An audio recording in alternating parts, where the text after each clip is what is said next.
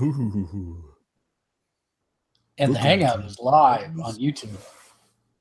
Yay. Hello, YouTube behind the scenes person who want to see how this crazy cracker stuff is all put together. Okay. So we've got XSplit running. Everything looks good. I don't have... All right, I need to move that window out my way. Move, window, get out the way, get out the way. Then I need to screen grab my news screens. Newsy news screen, sources, screen capture, the news. News time. It is now floating in the top right of the screen. Say something so I can see how much of your... Say something so you can see how much of my head is lost. All right, I gotta move. There we go. Done. Yay. Yay.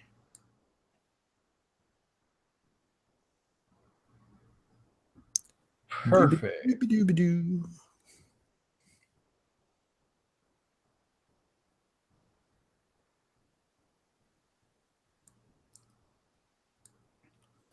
All right, I'm ready for this.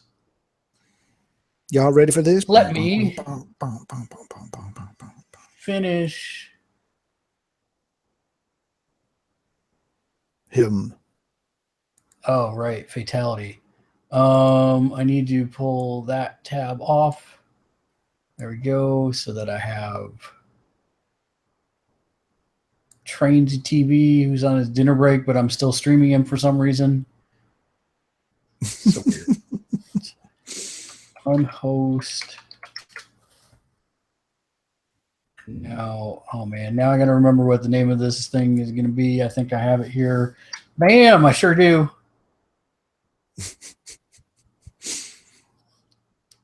I get, you know, it's bad when I get easily impressed and amused because I have something copy pasted. Streaming, talk shows. Done. Yeah, I can't imagine right now doing more than 3 hours a day. I can't imagine streaming 8 hours a day. That article made me... You know, I get it, reading. Though. I do think about that stuff all the time. Which I don't know if that's a good or bad thing, but I do. Yeah, I get it. I think about it, and then I go, yeah, no. But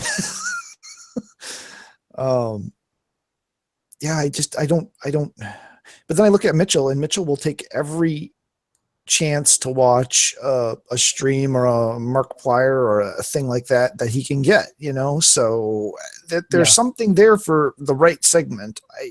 I just can't imagine devoting. I mean, that's worse than a job. Yeah, but Markiplier doesn't stream nonstop. He doesn't stream. No, yeah, he does produced pieces, produced videos. Yeah, which still then you spend a whole bunch of time in post production. Yeah, exactly. Well, no, I'm sure he doesn't, actually. I'm sure he has a post-production team that does that stuff for him. Yeah. So, yeah, I mean, it was less about someone like him and more about the actual nonstop streamers. Yeah. Which, I'll be honest, I don't know that I've ever really... I mean, I guess Trainsy's the closest I've ever seen to one. Well, he has a set schedule, but his is like... What does he do? Like 2 to 1 every day or something ridiculous like that. I don't know how that's tenable for him. But more power to him. Independently wealthy. I don't have a gimmick. I need to be like that pirate guy and you come up. Well, welcome to Gamersledge. Yeah, shiver me. See, there's a problem. All the good gimmicks are gone already. Yeah.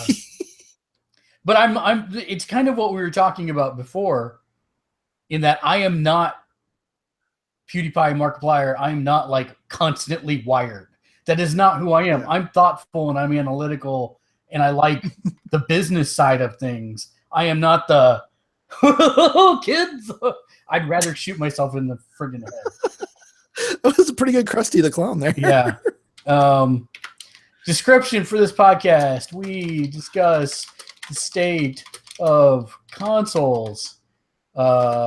Sniper Elite 4 For Honor and more, because I'm lazy and don't want to type more for a description.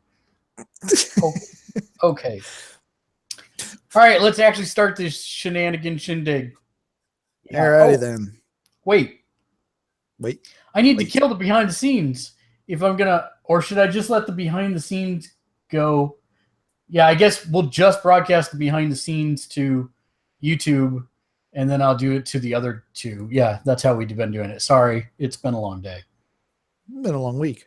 It has been a super long week. All right, so we're actually gonna get this craziness started here in 3, 2.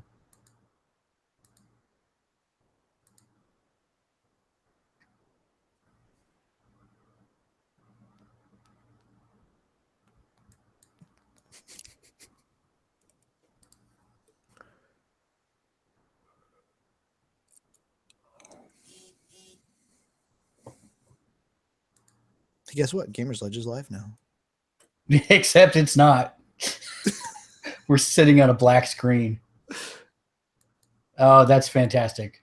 Hold on. The death of XSplit. It's not finding my opening video.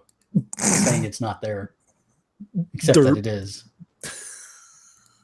Now, the hard drive might be asleep. That is a thing I fully agree might have happened. But I supposedly copied all these over to local drive so that this would never happen again.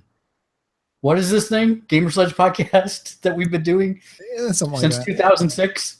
Is that it? Is that the one? Sounds about right. Okay, there we go. Hey, right. I just, do you remember what the first game I got for PS3 was? For PS3? Yeah. Was it Resistance? It had to be. Because I believe you got the bundle with it, didn't you? No, it was I got a TV PlayStation bundle, but the system didn't have a game in it.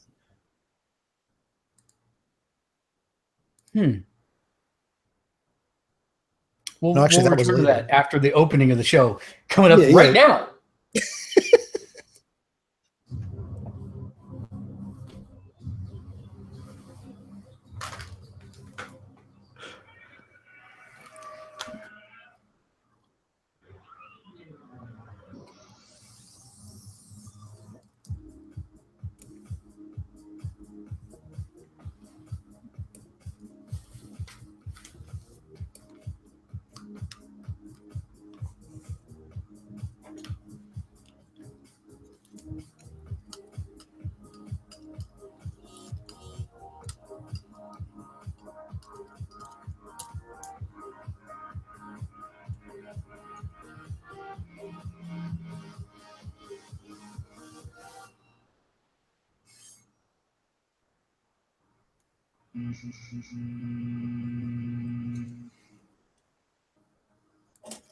Hello, everyone, and welcome to Gamersledge Podcast. Come on in, sit down, relax, have yourself a nice mason jar full of lemonade.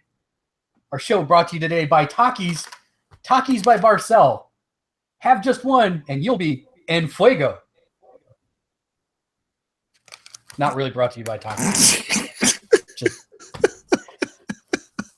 Welcome to Gamersledge Podcast. But you know, almost every single podcast is doing that now. They're doing like the live commercials, you know, the blue aprons and the stuff, you know. So. Yeah, I know. Yeah, no, I actually I just found one of the people that's staying with me started eating these, and it's not Turo. And I'm like, these are delicious, and now I want an entire bag of them myself. What are they? So think of the flaming hot Cheetos. But in what's the pasta that's shaped like tubes? It's rigatoni? Is that? No, it's not rigatoni. Rigatonis are the spirals. It's okay. Oven baked, not mostaccioli. Oven baked. Well, anyways, it's the tubes, but it's like the on fire ones, except that it's hot chili lime taste. Okay. And they're really, really, really good. Alrighty then. You're breaking your own rules about not eating on the podcast. This must be good.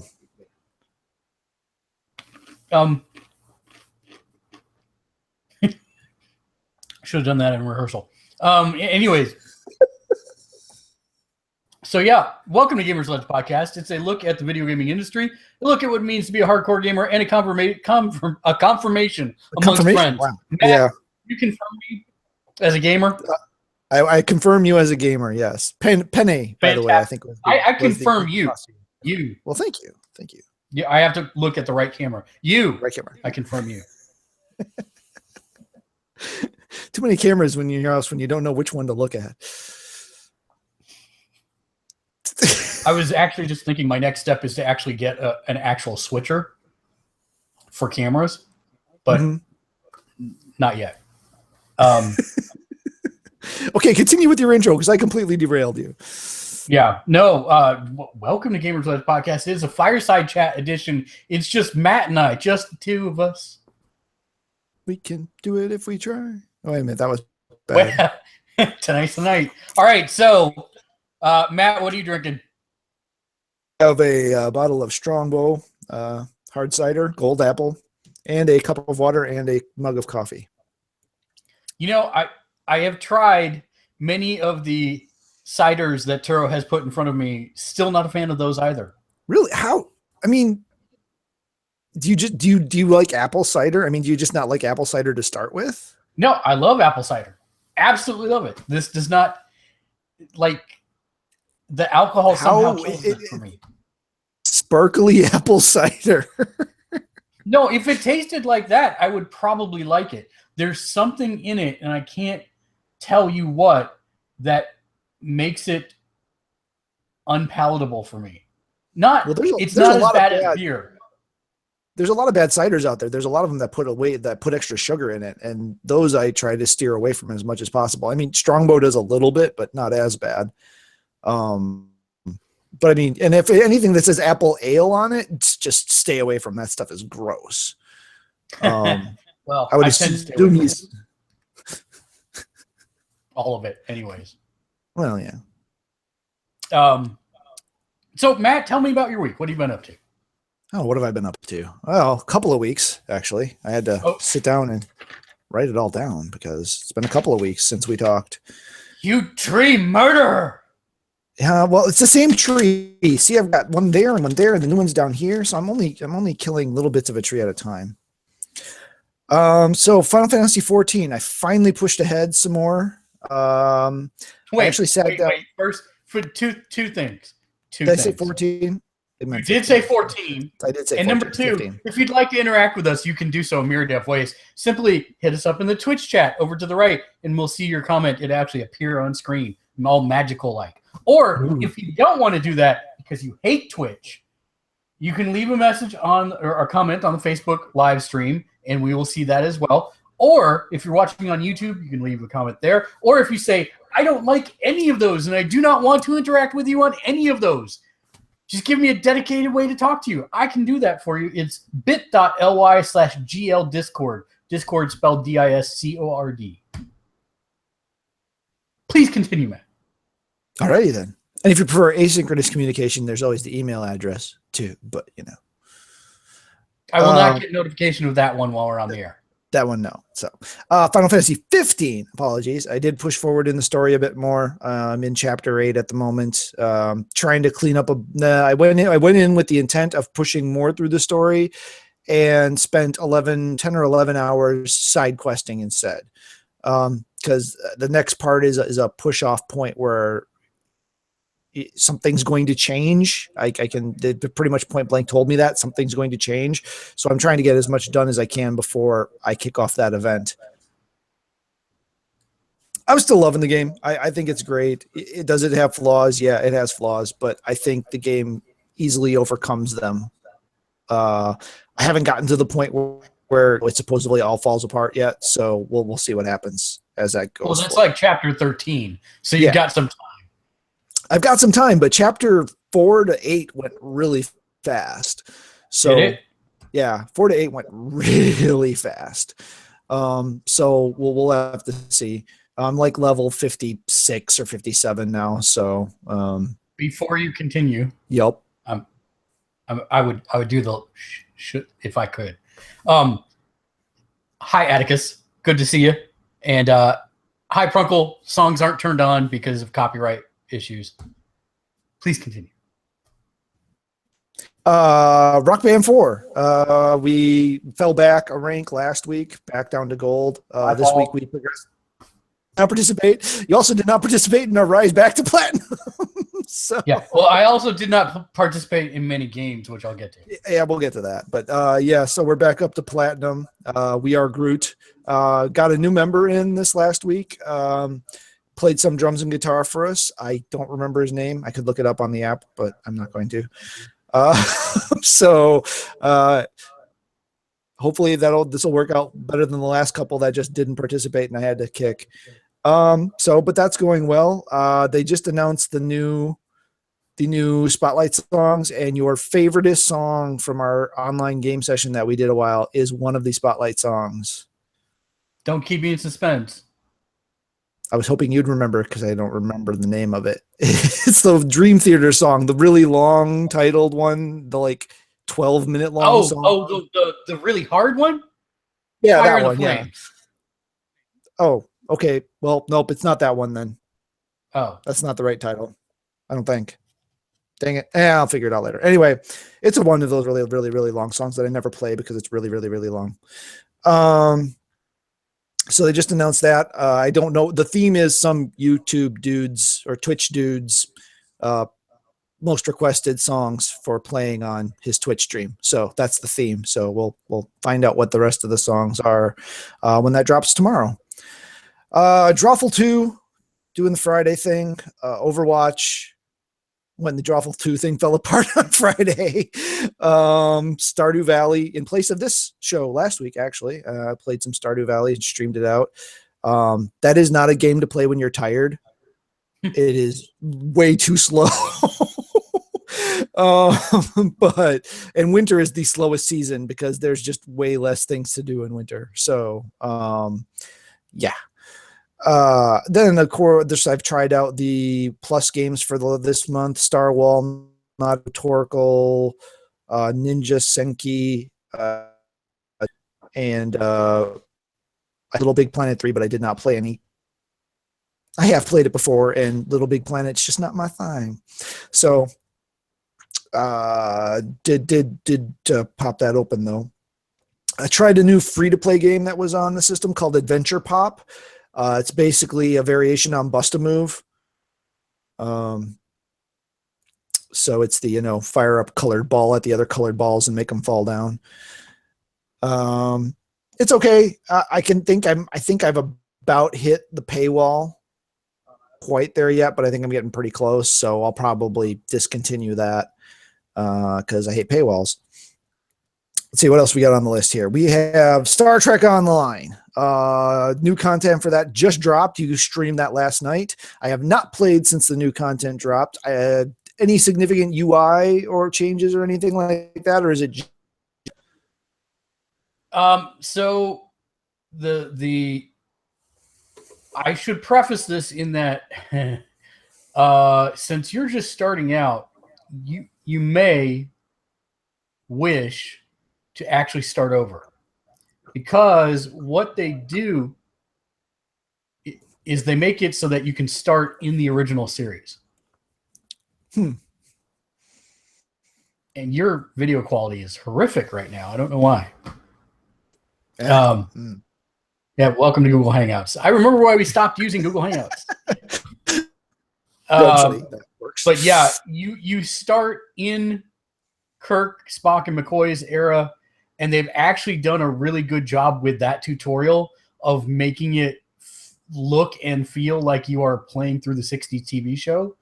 It's pretty good. I don't know how they're going to get you to the future, but I know at some point that does happen. So do they give you the choice whether your tutorial takes place in the original timeline or the new timeline? No, it's actually more than that. It's where your character temporally exists. Because if you choose the 23rd century, which is the old series, you only get to see and interact with people in the 23rd century until a point later in the game. If you want to experience the time in the real and normal timeline from the beginning of the J.J. Abrams universe forward, which is the destruction of Romulus and Remus, and then all the resulting Klingon war, and then the Undine and the Borg attacking and all that stuff. That's the future as opposed to the future past. And you can take one of those. You can choose either one. Right now, we're playing in the future one, but you can now start a character in the future past, is the short answer there. Okay. And I really like it. It's pretty good. I'm digging it. But I haven't gotten that far into it because I'm kind of waiting to do it with other people. I don't know if there's a way to gen up another character and put him into the future past. I don't think so, is the short answer. Okay. So you gen up a new character. You are extremely limited on the number of races that you can play in the 23rd century. I think it's human, Andorian, Talaxian, or Talar. Yeah, Talaxian. And Vulcan? There's a fourth one, but I'm not remembering what it is. But only the humanoid-looking ones. Let's put it that way. And all the Klingons look human. It's pretty hilarious. So, speaking of which, we'll at some point have to talk about that leaked picture of what the Klingons supposedly look like in Discovery. I saw the article. I did not look at the picture because I just started to facepalm a little bit because they've already taken care of this. Why are they reopening a can of worms again? Yeah, I don't know. I'm hoping they just, whoever took that picture was just wrong about what species that was. Yeah.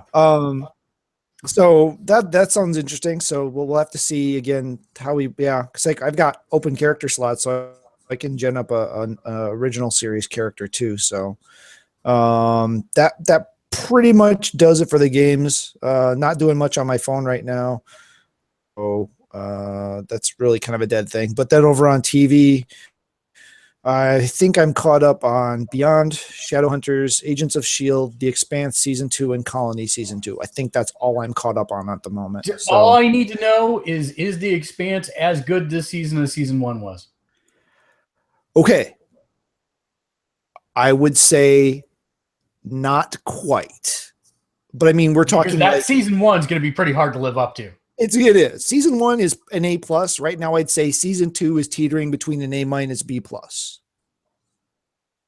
Okay. It's not bad. Man, that's not what I wanted to hear, Matt. Your mileage may vary. The issue I'm having is the number of places I have to keep track of in my head is like exponentially grown. And doing it week to week rather than binging it like you did for season 1. Yeah. Having a little bit of trouble remembering exactly where it is they're referring to when they just throw out something like Phoebus Station. I hear that happens as you get older and you're about to. Exactly. But character wise, it's still the visuals are great. The action is great. The characters are great. They do introduce a new set of characters. Don't tell me anything about it. I don't want to say much about that yet, but because I right now I'm in that bliss that was like one of the greatest pilot seasons I've ever seen of anything, and I just kind of want to live there until I can binge the second season. That was the greatest sci-fi season, possibly season, but definitely season 1 that I can think of. I mean, even B5 didn't get there. Where on All That Is Good and Holy, I have never seen one actor channel another so thoroughly, because that is Christopher Lambert on screen. 100%. What are you talking about? Miller? Thomas Jane. Yeah, Miller. Yeah. Yeah. No, I agree. I just want him to look at the camera and have like lightning flash in his eyes for just a split second. Totally Raiden. Yeah. Anyway, I forget who he is. Yeah, that's him. Okay, never mind. But yeah, otherwise, just kind of just lots of stuff going on. But that's pretty much it. Yeah, I've been playing Clash Royale, Mage Legion, and Star Trek Online. I have not been able to play anything. Matt was so nice. Took over the streams this last week because had a family member in the hospital. To put Tomb Raider on this. That's what I did one night. I did Tomb Raider too. Sorry. Oh, no problem. So we had a bit of a medical crisis, so I had to be off the stream. So thank you, Matt, for covering that very much. And but we're back to our normal regular schedule, except probably all this week will be Star Trek Online. So we'll change it next week back to the way we had it. But for right now, I have gotten the bug again. And talking with Justin last night in Star Trek, I came to a realization that I am unlike many other people in MMOs. Because Daniel is a really good example of this. Daniel gets sick of grind easily and will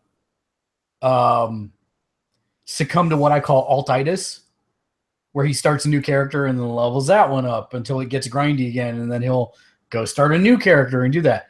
I still have never played the Klingons or the Romulans in this game.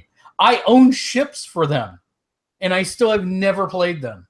And now I have technically a fourth set of content to go through, which is the original series stuff. And I have already on this character on the PS4 invested so much time and money into that character that I feel like I am betraying myself to go play another character. And the grindy stuff only makes me want to get stronger, if that makes sense. In that I know the more I grind, the more marks I'm going to have, the faster I'm going to be able to get the equipment I want for the ships and then go from there. And there is something new on the console that was not on the PC that I am absolutely loving, and that is that once you set a ship's load up of gear, it remembers it.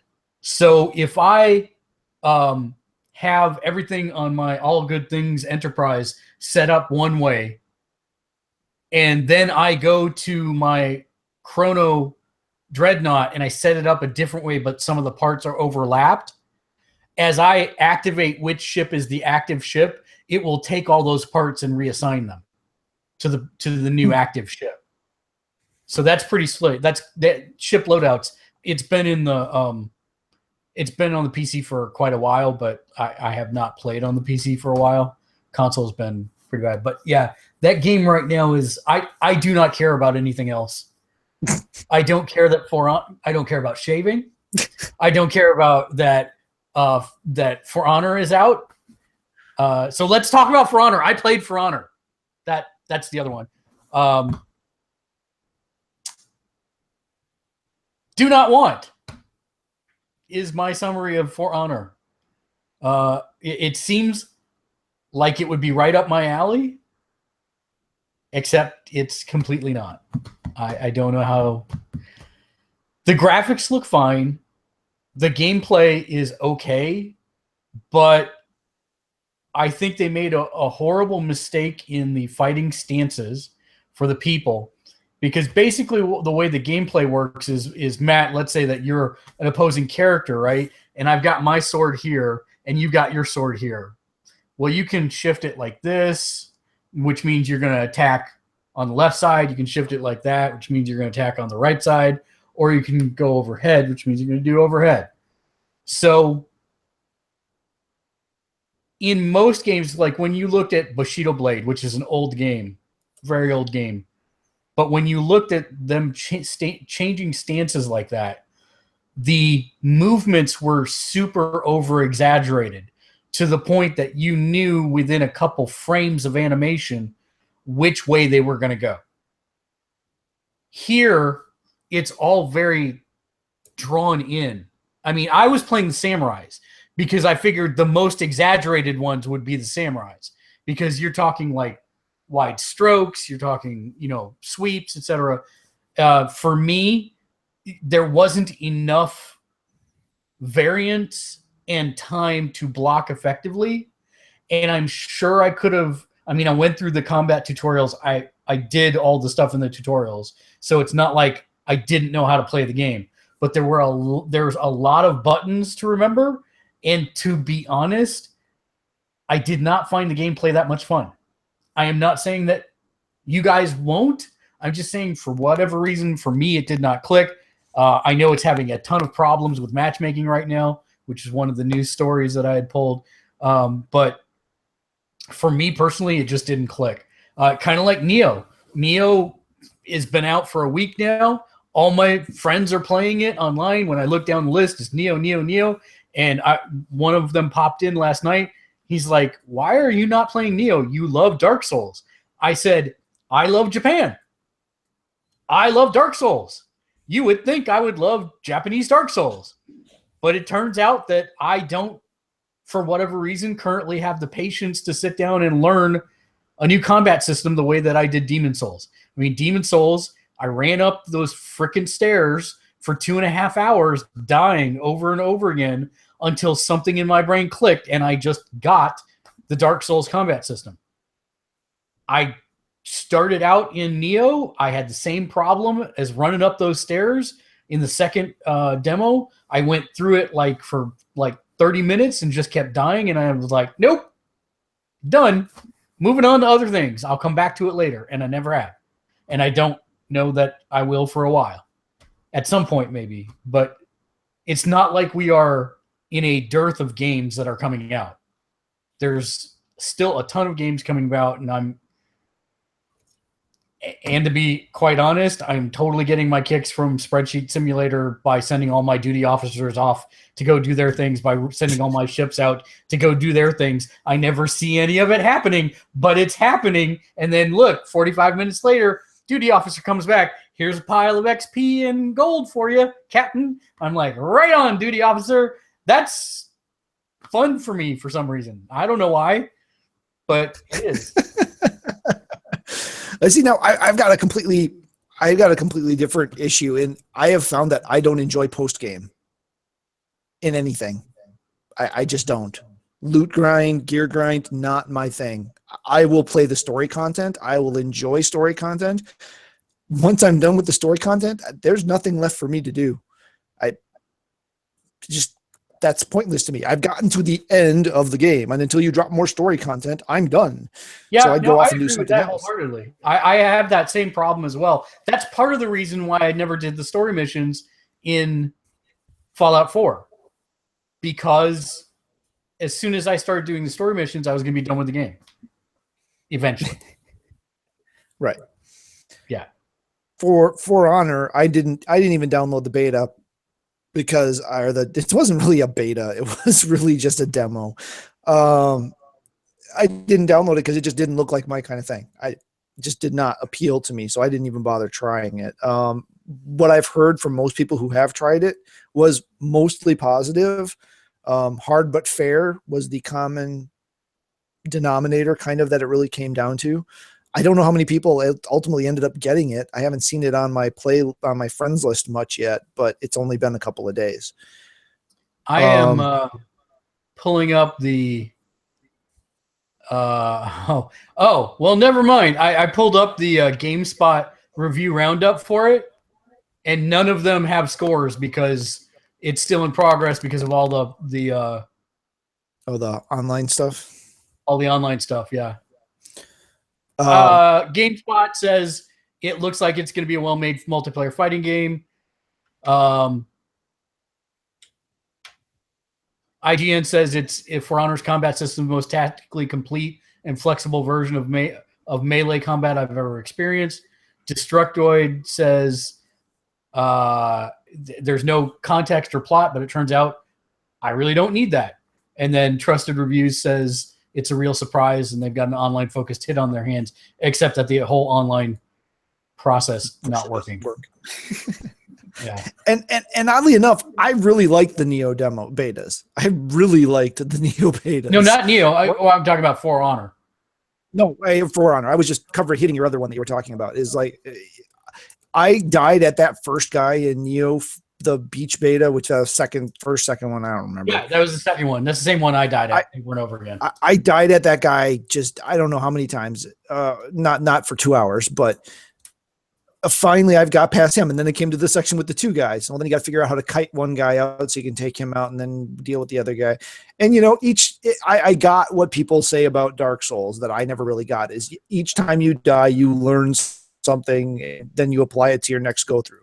I got that and it worked. And but I got to the point where it's like, this is a lot of work for this. It's not that it's unenjoyable or unsatisfying. I just don't have this much time to apply to a game like this. That's not statistically significantly more fun than something like Final Fantasy 15 that I'm having fun with. So yeah, that's moniker. Yeah. I won't be doing that. I agree. I'm getting to the point where short, good games are more desirable to me. Because Final Fantasy 15, it's the same thing as Final Fantasy 11 when I had to restart over again. Mm-hmm. I look at it and I go, I don't have that much time. It's going to be this huge upward slog. Do I want to do it again? I'm not saying I don't want to for Final Fantasy 15. I'm just saying I do go into those games knowing that it's going to be a time commitment. And I'm like, well, great. If I'm playing it on the stream every day for 3 hours and it's a 70-hour game, how many days is that, Matt? A lot. Yeah. And so it's like, and I can't do that just for the stream. So when am I going to play it? It's like, so yeah. I know you found my issue. You found my main issue with streaming. Yeah, no, I know. But that's okay. We're still figuring out the formula, the secret sauce here. We'll figure it out one day. Yeah. I know that. Well, the other thing for me is I've made this kind of crazy decision that I'm not buying any new games this year. The way that's frustrating because I look at Beyond Horizon Zero Dawn. There we go. Horizon Zero Dawn. I'll get it eventually. And I mean, that game is just screaming to me, like, buy me. I look at Resident Evil 7 and that game is screaming, buy me, because, I've been there since day one on Resident Evil. And I just, that part's frustrating, but at the same time, I don't have to worry about jackhammering through Final Fantasy 15 so that I can get to a point where I feel like I'm done enough with it that I can move on to the next thing. Will I be able to live up to that idea? I don't know, but it's a weird place to be at right now. Well, I'm still planning on Horizon Zero Dawn and South Park. Which got delayed again. What? Which got delayed again. Yeah, which got delayed again, which I'm actually quite all right with. I'm just not, I can't recall if there's anything else that's like burning urgency that's coming up in this first quarter or so. I don't think so. Yeah, I think that was, it was Beyond Horizon Zero Dawn and Resident Evil 7 were the two that were really. See, and I want Resident Evil 7. I really do. You've got the PSVR to do it right, too. Yep. I'm looking at the quick video game release calendar.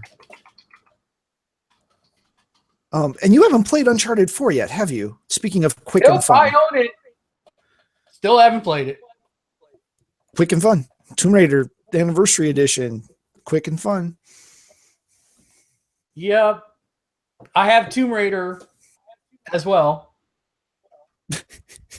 I do recall killing Lara Croft in, I don't know how else to say it, torture porn kind of ways. I mean, it was like, holy cow, they have really rendered every possible way to kill this poor chick. You want to see Lara Croft too, or impaled? are you still talking about the first one? The first one. Okay. No, yeah, I was like, if you want to see her impaled through the neck, you can.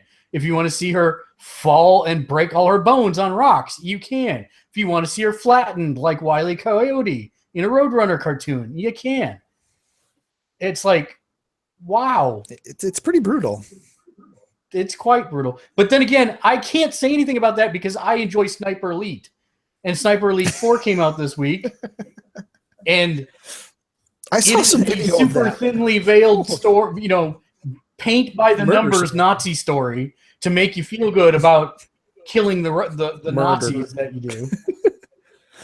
But all it truly is a game where for some reason they put one man who is a sniper against dozens of platoons by himself, and then you shoot them in every anatomically painful way possible with Mortal Kombat X-ray vision. Yep. The game's ridiculous. Mitchell was watching the stream of it. I like it. Yeah. But it is completely ridiculous. Oh, really? Every time I shatter some guy's teeth, I just like want to hold my own jaw for a while. Apparently, groin shots are a particular favorite in this one. Oh, from what I hear. Let me tell you that it renders the fleshy bits well, and then they explode like grapes as the bullet goes through them. It's rather disturbing. Oh. I just want to know if that's somebody's job title. Testicle renderer. These are the things that keep me up at night. So what did you do on Sniper Elite? I rendered all the testicles, gave them that nice grape skin coating bursting action. No, thank you. Was the guy from Rare who left to be part of that new studio that all the people that left Rare built? This is a story about this one guy. I forget. I can't remember the name, and I can't remember this name of the studio the one that's doing Ukulele. The guy from Daybreak that went to go, who was on EverQuest, the CEO of Daybreak, and then went to go do. The guy who was he's the lead art designer on Ukulele, but he used to be a Rare. Oh guy. No, this is a different thing. I'm sorry. Go ahead. But he, the story goes that he was for one game that those guys made when Connect first came out. Rare was like Rare, or was it Connect Sports or something, and he's like, "So what are you doing for this? For this? I'm making T-shirts." And that's when he realized he needed to leave Rare, because all he was doing for the company with such a storied history as Rare was making T-shirts for in-game content. That is, yes. You know you have hit the bottom of the barrel when you're doing in-game DLC T-shirts.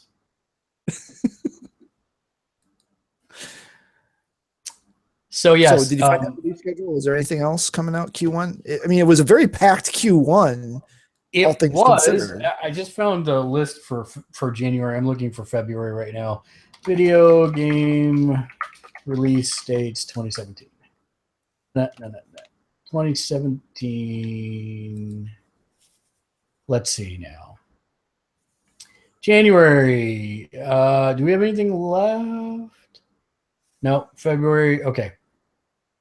So I'm looking here. Neo, For Honor, Sniper Elite, Halo Wars 2 comes out the 21st, which I've been seeing a lot of ads spinning up for that as well. Which, if you're not familiar, that's their RTS version of Halo. Horizon Zero Dawn on the 28th. Then the Switch. Then the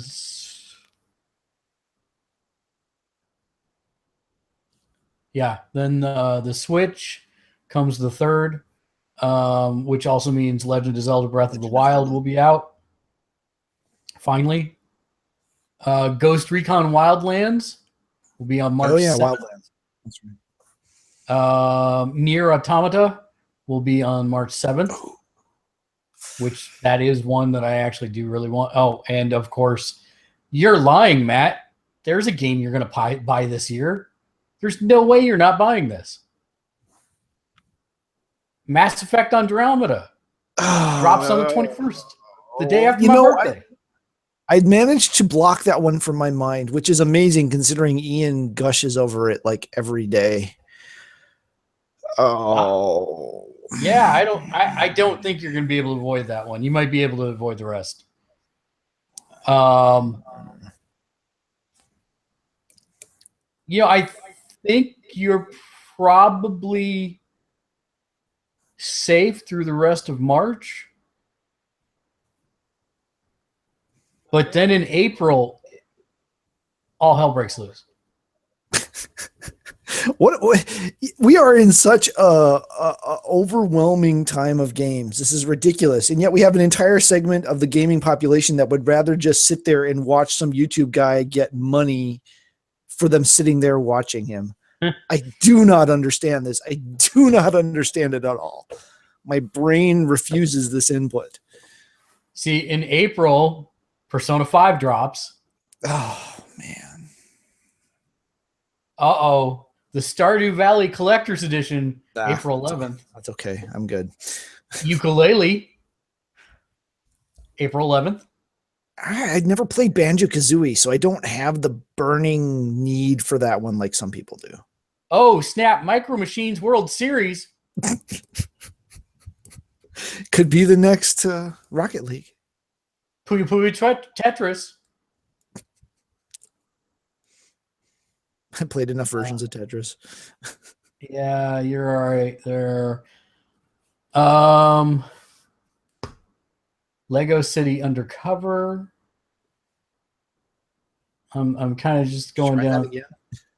Prey, which is one that I'm actually really interested in, comes out May 5th. Injustice 2, which we'll talk about a little bit later, comes out May 16th. Tekken 7, dude. June 2nd. I forgot about that one.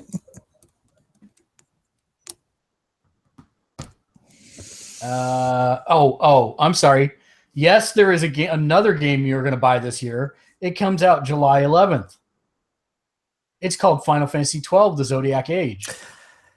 You know, that one I might actually be able to resist the urge, even though I never got to finish it because I lost my save, simply because it is a massive game and it's going to be a time sink. And that might be the only thing that saves me there. That and the price point. If it's more than $40, I'm not buying it. I don't think it will be. Elite Dangerous is coming to PS4. That's no good. Interested, but I can resist. Yeah, I can probably resist that. South Park is now Q3 2017, so we don't have a definitive date on it yet.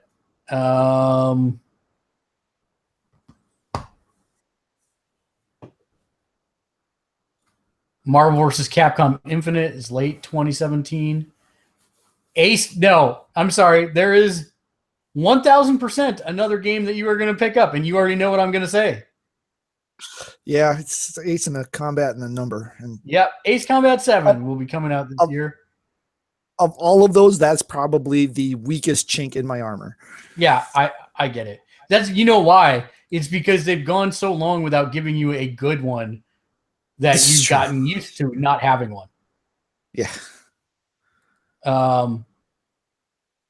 Crackdown 3, which I'll believe when I see at this point. Oh, Detroit Become Human. Oh, that is a definite purchase for me. Yeah. When's that? Are we in Q4 yet? It's just this year. Okay. There's no official next year. Then that could be January of next year. It could very well be next year. It's not like they're January hurting apparently for is a games. month that good games come out now. Yeah. Gwent, the Witcher card game. That's the only game you'll need That's for the me. next 6 years. Yeah, that's me. I got it. I still have to Parappa the play The Rapper Witcher. Remastered. Parappa the Rapper Remastered. Loca Roca Remastered. Patapon Remastered. You're done. I only need Patapon. I can deal without the other two. Ni no Kuni 2. Ooh, that one.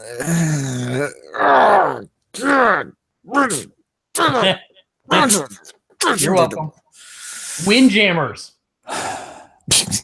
Oh yeah, there you go. That's the one that's gonna break me. Although that is my current theme on my PlayStation. Here's another one, man. Uncharted: The Lost Legacy. Uncharted 4 standalone DLC. Oh, that was 2018. Seriously? Nope, that's this year.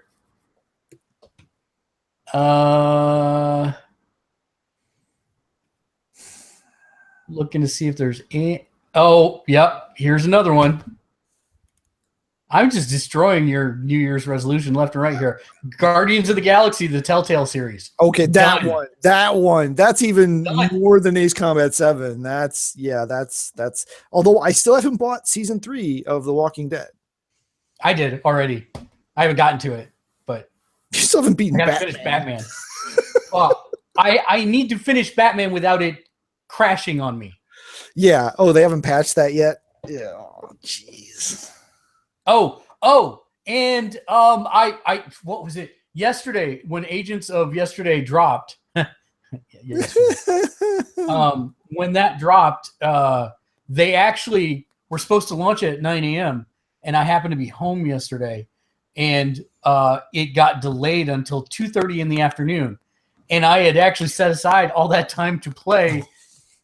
And I'm like, what am I going to do? And I'm like, I wonder if they finally ever patched Divinity Original Sin. Because I was to like almost the end of it. And John and I encountered this game-ending bug where we could not continue. And sure enough, they did. So we need to finally finish that co-op series for the stream. Now that they have finally patched that out. 18 months later. Yeah, it's exactly what it is. It's hilarious. But hey, we will have a resolution. Okay, you can stop now. I get it. I'm going to break at some point. I get it. Pyre. What? Pyre. That's the game by the folks who made Transistor and Best. Transistor, yes. Supergiant Games. Yep, Supergiant Games. That one's good, but that's not a one I have to have day 0. Star Wars Battlefront 2. All right. And it's going to have a campaign. So that's and it has the word Star Wars in it, so you must buy it. You are perpetually obligated. Yeah.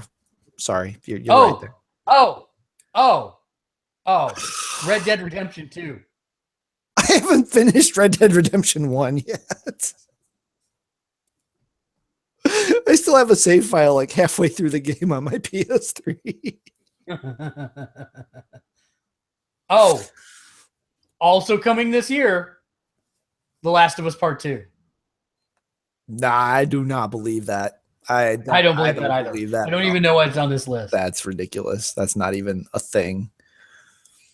Death Stranding's on here too. I'm like, that's not going to happen. That's not going to happen this year. I'm looking to see if there is any other. Oh, yes, there is one more. I wondered about this game. It's been quiet for a while, but Vampire. Oh, yeah, man. We haven't heard anything about that in forever. Yeah, so I do expect that to actually launch this year, unless it's having some serious problems. Yeah. Launch or get off the pot. There is still the possibility that there could be a Kingdom Hearts 3 this year. I doubt it, but it is a possibility. It's possible. Yeah, that would be a Christmas present if it did hit. So my point is that this actually answers a couple or one of the questions that topics that we had to talk about tonight, the state of the consoles. And the state is, Amazing. Very good. It's ridiculous. I swear we should just declare the death of consoles more often, because apparently it just inspires them to defy all logic and just keep going. But really, this is probably the last 3 years, I think, have been such a golden age in terms of quality of content coming out. And I only was talking about the AAA titles there. There's a ton of indie games that are coming out in the same space that are going to be phenomenal. So we're due for another Rocket League now. I can't imagine, and you know that I am the worst offender of that. I tried to play a little bit of everything so that I can speak intelligently on it. I can't do it. I can't keep up with it. It's too much. We need more editors is what we need. But I digress. And more Justins.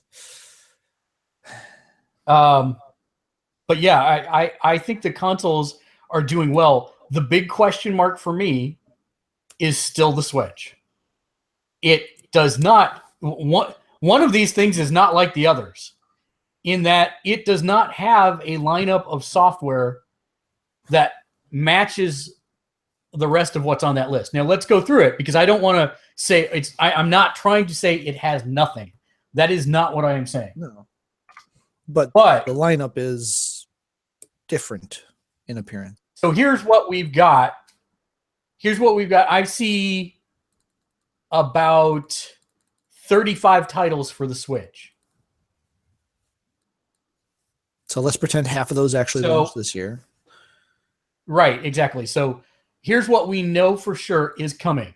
I Am Setsuna, which is a multi-console. Just Dance, which is a multi-console. Super Bomberman R, which is an exclusive. So that's 1. Legend of Zelda, that's 2. 1-2 Switch, that's 3. World of Goo, which is multi-console, so I'm not going to count it. Human Resource Machine, that sounds like a fun game right there. What's the most HR titled game we can come up with? Human Resource Machine. Great job, Johnson. Sorry. Sounds like a free VR title on Vive. Yeah, something like that. It's so that I don't know what that is. I'm sure we'll count it as an exclusive. That's 4. Little Inferno. Sure, 5. That's all launch day. My next title that is confirmed Has Been Heroes and Snipper Clips, which both are going to be system sellers. Jackbox Party Pack 3 in April. Which, considering their befuddling as all heck online presence, is an interesting choice. Yeah, that's an interesting choice. Siberia 3, again, let's make the cheeriest kid-friendly games. Siberia 3? Yeah, which is, by the way, a multi-console release. I'm like 6 years old. I'm not counting that. I'm older than that. Puyo Puyo Tetris, which is, again, multi-console.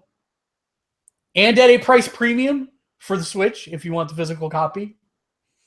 That's an interesting discussion topic. It's a totally backwards approach, but it'd be interesting if it works. It will be interesting because they're actually charging people more to have the physical disc. It's crazy. Instead of less for the online. Yeah, which boggles my freaking mind, but hello, Nintendo. If it works, if anybody's going to make it work, it'd be Nintendo, because it's just screwy enough to work. Mario Kart 8 Deluxe, I will call that an exclusive, so that's 6. Lego City Undercover, which is multi-platform, so that doesn't count. Sonic Mania, which is a multi-platform, so that doesn't count. ARMS, we're into spring 2017, by the way, now. ARMS is a console exclusive, so that's 7. The Binding of Isaac Afterbirth. Another family-friendly game. Yeah. Disgaea 5 Complete, multi-console. Rhyme, multi-console. Splatoon 2, so that takes us to 8. That's Summer. of 2017, NBA 2K18 multi-console, Project Sonic multi-console, Super Mario Odyssey 9, that's holiday 2017 now, Fire Emblem Warriors 10, fall of 2017, and Mario slipped all the way to holiday? No, it's never not been holiday. It was holiday when they announced it. Was it? I thought that was summer. I thought when the Switch announcement, wasn't it summer? No. Okay. Had that wrong in my head. Late 2017 now, Xenoblade Chronicles 2. So that takes them to 11. Of which about half are actually titles anyone actually recognizes. Right. FIFA, which is going to be multi-console. Ultra Street Fighter 2, the Final Challengers. Sure, let's call it. That's 12. Let's give them the FIFA game. That's 13. Wonder Boy, The Dragon's Trap. No clue. Xenoverse 2, which is multi-console. Rayman Legends, multi-console. Steep, multi-console. Seasons of Heaven, I don't even know what that is. And Dragon Quest 11, which I will believe when it actually occurs this year. I do not think it will come out this year. So you're looking at 12 exclusive titles for the system, which would be fine if they were staggered over a month to 2 months between each release, but that's not the way it is at all. It's basically quarterly groups of them. You'll get 4 of them at launch. You'll get another 6 of them at spring. You'll get another 4 of them in the summer, and then another 3 or 4 holiday season. It just does not seem like it's enough for me. It seems like it's not enough to sustain someone on that platform. Now, the question is, I don't know what the demographic for a Nintendo console is. I mean, the Wii kind of destroyed all boundaries when it came out. The Wii U did nothing when it came out. So what is the user base for this console? Is it the people that haven't bought something since a Wii and have no other game system in their house that are finally going to go out and buy a Switch because it's got a new Legend of Zelda on it and they want to play their Legend of Zeldas? Is it the gamers who remember Nintendo fondly, such as ourselves, and are going to go, it's got a Legend of Zelda game. There's going to be games on this that are only going to be on this. They're not going to be a ton of them, but I need this system to play those. And is that the primary target audience? The message of the system is very, the online presence thing, they still haven't figured out, unless when it launches, all of a sudden it becomes crystal clear and it's really easy and amazing, which it doesn't seem like it's going to be. I could went so many ways with the response to that, but my short answer is I do not think that is going to be the case. No, I don't either, but I leave the possibility open. Yeah. And it's to the point where I almost might just buy Breath of the Wild for the Wii U, even though I won't get the DLC. That's a game that we'll be getting, but that's not me buying a game. That's my son getting it for his birthday. So, because he's the biggest Zelda head of us all. So right. That one will be in the house. But, I don't feel the burning need to buy a Switch just to play Zelda. Because really, Zelda and Fire Emblem, those are really the only 2 games in that list that would be drivers in this house to get that system. See, and I'd buy it for the Mario, personally, if the Mario is good. But right. There's nothing I saw there that leads me to believe otherwise. It looks like it is going to be a Mario 64 type game, which is one of my favorite Mario games of all time. So I could care less whether or not we're enslaving creatures under that hat. I'm totally fine with it. I mean, we ditch Yoshi in pits all the time anyways, so who really friggin' cares? This is a non-issue. That's all I'm going to say about that. I can't wait for PETA to start protesting Mario's hat. Then I will. But what this lineup does more than anything to me, more than anything in the world, this lineup means to me is Nintendo should drop out of the console business and software. I am right there 1,000% with you. Because when everything is said and done, when you end the year, you are really only having 4 titles. All this other filler and stuff, ARMS, come on, really? ARMS? It's a concept game. I don't. It's not them taking risks. It's them building a game based off of the movement controls on the game, and I think you can get. I think that you can. I don't want to say trick. I think you can take the world by surprise like that one time only. And this is not going to be that success again. And it seems to me that they're chasing that success, and that's not what it's going to be. I really thought going into that hour press conference that you and I watched together that this was Nintendo growing up and realizing that their gaming base has grown up and that they are actually out of touch with the kids of today. And they need to figure out a strategy to address them and their parents. And I thought this was going to be them catering to young urban professional millennials. Hey, we're cool. Look how we understand your life. You're always on the go. So should your console. Should be always on the go with you.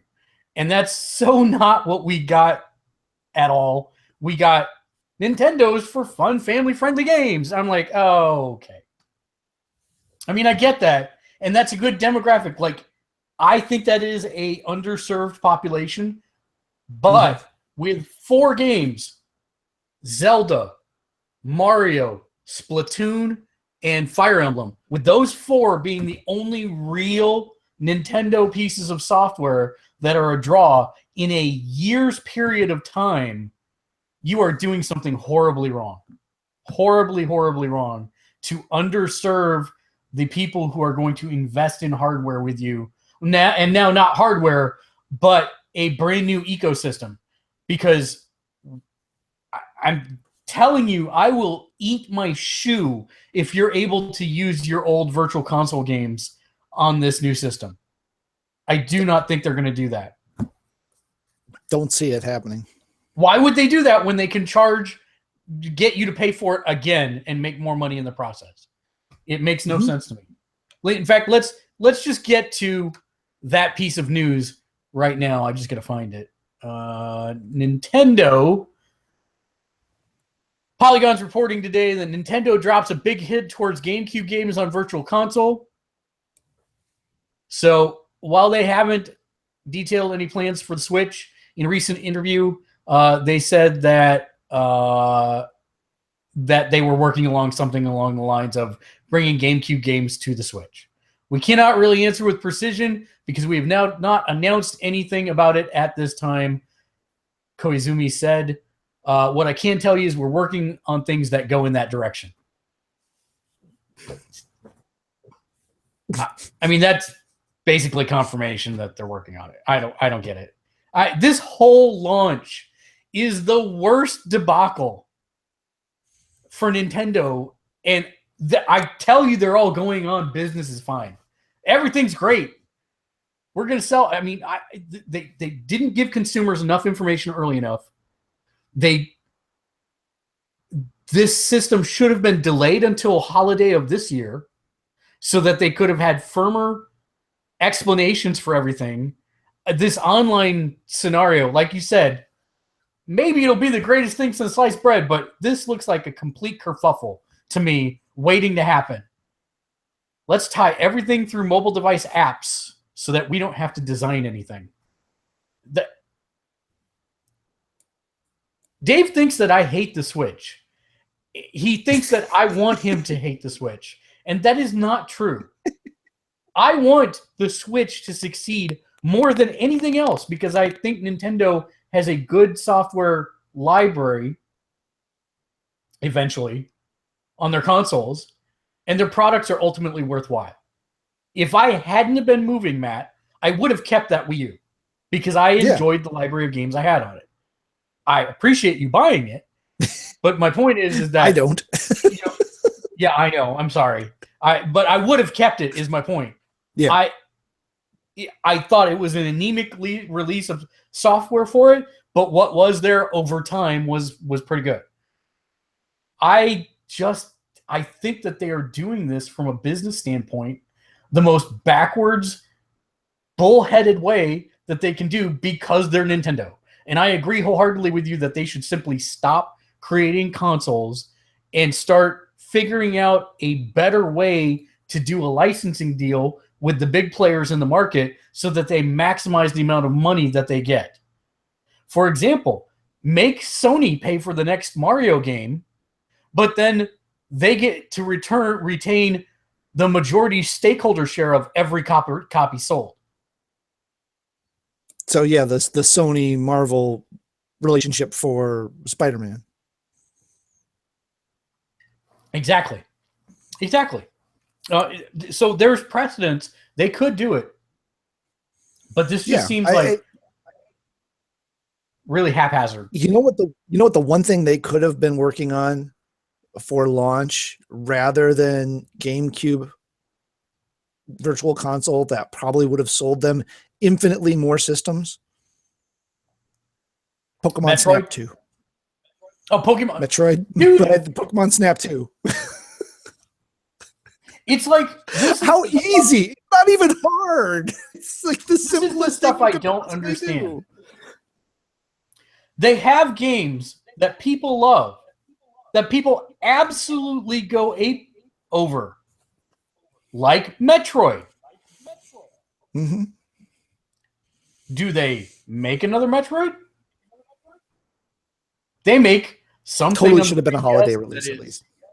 That the developers have to come out and justify because everybody's sending them hate mail because they make this weird thing instead of a proper Metroid. If every programmer in Nintendo is programming for Zelda, then you're doing it very wrong. And they have said that everyone in the company is tasked on making Zelda the best it can be. And yes, they have other teams, but this is basically, they said all of their developers are working on Zelda. That just tells me that they're out of their depth in design, in execution, etc. And why are they continuing to reinvent the wheel rather than bring in some experts from other development houses to help them? To not to make the game, but just bring in a Naughty Dog or someone like that, a director who can show them how to produce these open world games and help them stick to their timetables. I don't know. You need to say something because I'm going to keep going for like years on this. If you don't. No, did you listen to last week's Game Informer podcast? I did not.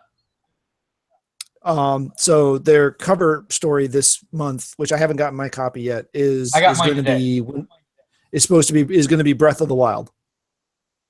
And as they were talking about it, I actually got more worried about Zelda, even though everything they were saying was positive, because it sounds like everything that people have been saying about Final Fantasy 15, which granted I love, but it is a confusing cacophony of systems. I mean, you can tell that this game was developed over a gajillion years because they started going this way, and then they went this way, and then they went this way, and then they went this way. It works for me well enough, and I understand it doesn't bother me, but I can see it. And basically, in the description of Breath of the Wild, they literally said the exact same thing, is that there's this just giant cacophony of multiple systems that are there, and maybe they all work together.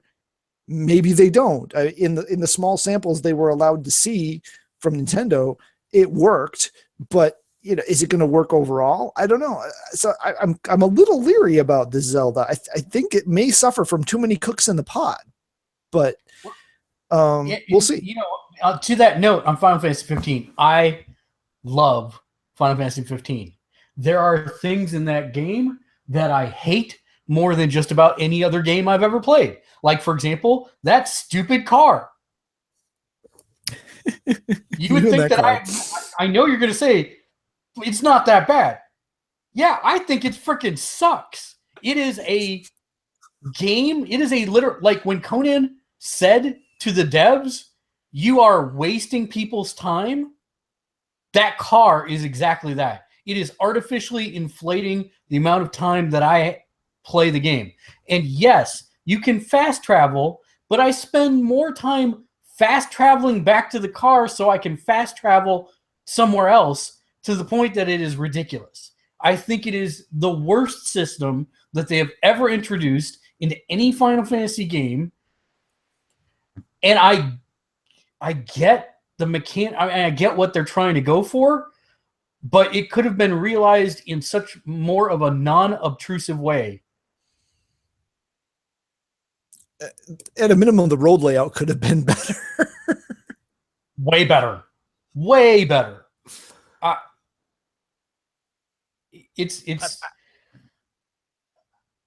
I love the game. I'm really enjoying it. I've heard a lot of people complain about the combat. I'm so far in now, and the combat still doesn't bother me. I'm not going to say it's the best combat system ever. It's not. There are times that I get frustrated, and I swear to God, I still need to do that parody video. I just don't have anybody to do it with. X button does everything was not a good choice. No, it's not. And when I sit there jumping in front of people I'm trying to talk to, mashing the X button until the guy talks to me. Yeah. There's definitely flaws and there's definitely issues, but overall the game to me overcomes it. I'm not as bothered by the car as much as you are. Why that is, I don't know. I'm still finding things in the car. I'll still get randomly prompto pop up and want to take a picture of something. So, I complete another side quest. The combat only falls apart to me in some of the higher level dungeons where you're in such a small area against such high level monsters that your advantage of mobility is completely negated. That's the only part in time where the combat really falls apart. Some of those high level dungeons where you walk into a room and you're locked in this small room where you have no mobility with just tons of higher level monsters. I mean, yeah, it's still hard to TKO. I mean, it's very, very hard to TKO in that game, but man, you just burn through so many resources and it just takes so long because the main advantage you have as Noctis is your mobility. And when you restrict that, he kind of is a wuss. Well, most of the time when I'm in a clutch, that's when I start using the team up attacks because you're invincible during them. Right. Well, and then you've always got Ignis's instant health regen. Right. Yeah. I think that Nintendo is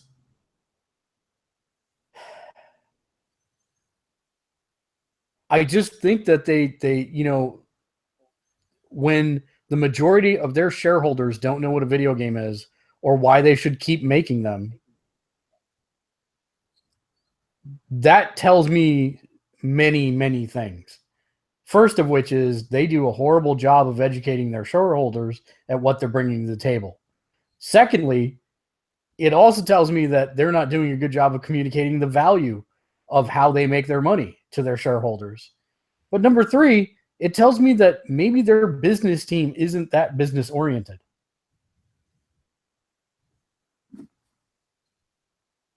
I don't know. I think it's a great call. I don't think it will happen, Matt.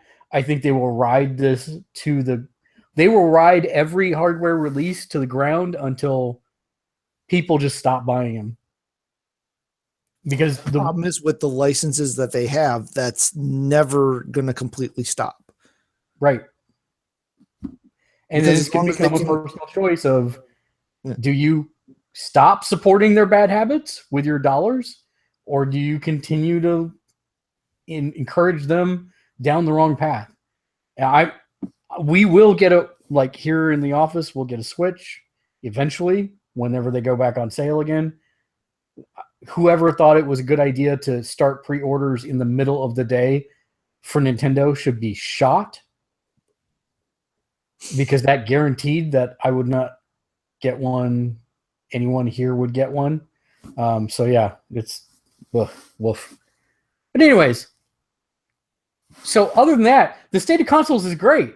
I mean, well, and even that's an anomaly right now, right? It's almost a footnote, right? I mean, this is the system that you're going to play Mario Kart, Mario, Zelda, and maybe a Metroid or a Animal Crossing or something on, if it eventually comes out. I don't see this in this day and age at that price point being anybody's, or being very, very, very few people's primary gaming system. It's going to be the system that they play those Nintendo games on that they can't get anywhere else. See, and that's what boggles my mind, because until they start learning to build a platform that is not just about games, but also about the user experience, they're never going to compete with Sony and Microsoft. I use my PlayStation 4 for everything, for watching HBO, for watching YouTube, for streaming, for playing video games, for watching movies. Nintendo is quietly, over time, carving themselves out as a niche to play the 1 or 3 Nintendo games you want to play, and that's it. And that's not how they're going to continue to make a profit for their shareholders. Not at the price point they put the system at.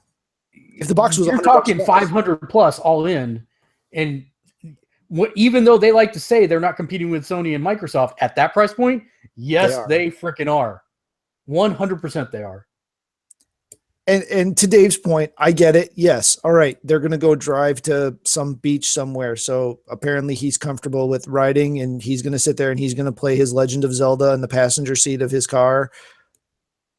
Maybe that'll work, but for 2 hours, right? Maybe the beach is only 2 hours away and there's some place he can charge it while he's there. I don't know, but I don't, that he has for it, for him, it works. I mean, I really sincerely hope it does. I don't think it's going to, but I hope somehow it ends up working for his use case. Oh no, I mean, I see the use case for me. I could play it 45 minutes a day on my commute into the office. I could totally do that. That would be a perfect use case scenario for me. Right. But at that price point, I'm not sure I'm happy with the way they have engineered the system that I want to invest in that ecosystem. Right. And I could be wrong. It may get glowing rave reviews and everybody loves it and it's the stepchild for tomorrow. You know, everybody's darling. Great. I get that. And that's what I want to see happen. So I don't want people to think I have a negative outlook on it. I have a negative outlook on it from a business perspective. I want it to succeed. I want it to prove me and everybody else wrong. But it seems like the business models that they are adopting or that they have historically and traditionally adopted for distribution, which is that of false shortages to drive up demand, to help their marketing budget. That combined with the fact that it's already a niche console with niche titles,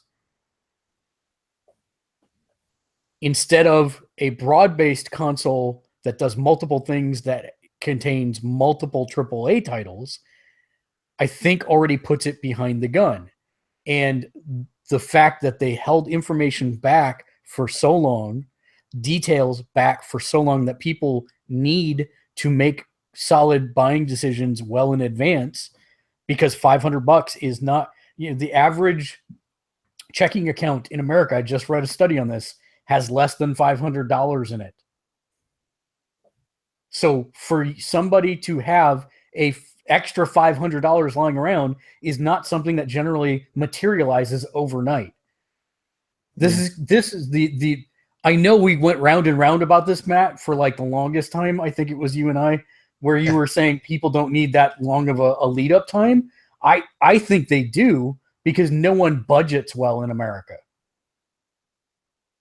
Well, it assumes some level of intelligence. Yes. My main argument was, a system's coming. You don't know what price it is, but you know it's going to be more than you can just shell out of your spare change. So you start saving anyway as soon as the thing's coming. That gives you another 6 months of savings. Now, if you're not that good at budgeting or planning or thinking ahead, you wait till the final price hits. You're a bit behind. Yeah, and probably the worst business model for me is their paid service for online. We still got to see that in motion, because everything they've said about it makes 0 sense. $30 a year, and you get to rent a 30-year-old game for a month. That is your phone to chat online. If I could be the fly in the wall when they were making those discussions, that would be like a book right there in and of itself. How to make the stupidest incentive possible to get somebody to sign up to your online recurring payment service. But in and amongst all of this, the thing that makes me worry about this system the most, the one thing they did that makes me the most concerned about how this is all going to go down. 1-2 switch. When they started showing that, and we both went, oh, okay, this is a pack-in. This is going to be that demo disc that you get that shows off what all the little gimmicks of this thing are. Okay, I can see that. That works with the price point and everything. Okay, that makes it a separate $60 game. What? That decision in and of itself makes me more worried than any of the rest of this stuff about how this system's life is going to go. It's like you said, I don't know what school of business these folks that are making these decisions went to, but I think they needed a couple more courses. See, I think for me, the moment of the entire press conference, it was kind of like, I'm trying to think of a good analogy that's not political.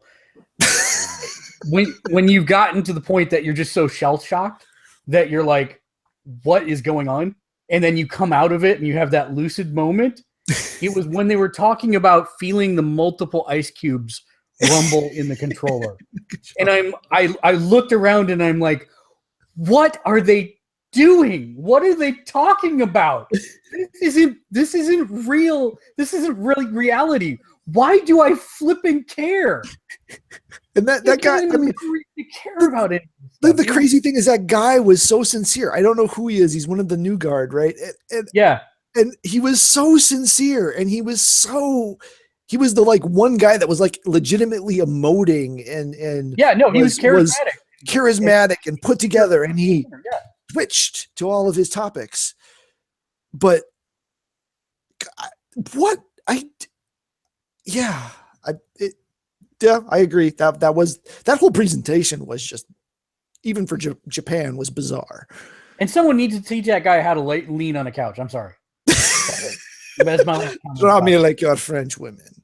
Yeah. So, let's see what other news we've got here. Kotaku. Oh yeah, Microsoft just announced that Xbox's E3 briefing will air Sunday, June 11th at 2 p.m. Not on Monday morning like it normally is. And then in related news, somewhere, here we go. Scorpio? Microsoft announced. Oh, wait. Did I just say that? I did. Yay. 2 stories same time. Somebody else has their press conference on that Sunday. I want to say it's Activision, maybe, or EA, one of the two of those. Okay, hadn't seen that. You skipped saying that they were going to give the details on the Scorpion, though. Yes. Sorry. Scorpio. Yes. Sorry, Scorpio. I have it right here. Yes, they are going to talk about Scorpio.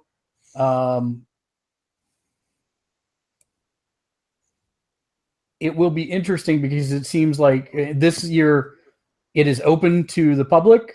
I did not bring that story because it was last week's story, but I should talk about it now. If you would like to go, it's $250 to get in, which is a steal from the $1,500 for press passes. I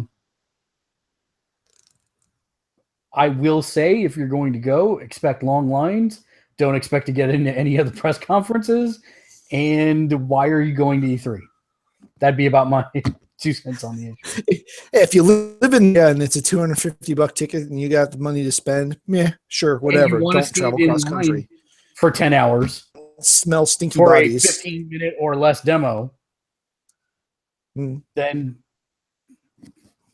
just to say you went to E3, I guess. I mean, literally, this is the second year in a row that I have lived here, that we as a company have been here, and it does not make financial sense, even with me living here, to go there. You get it's kind of like going to a football game. You don't go to a football game, an NFL game, to watch the game. You go for the experience of being in a stadium and in the crowd and all that stuff, because you got way better view of the game from your couch or your chair in your living room. And so that's why we're going to broadcast our thoughts and opinions live during E3 to you, the viewer, right here on YouTube, Twitch, and Facebook Live. And nice little segue there.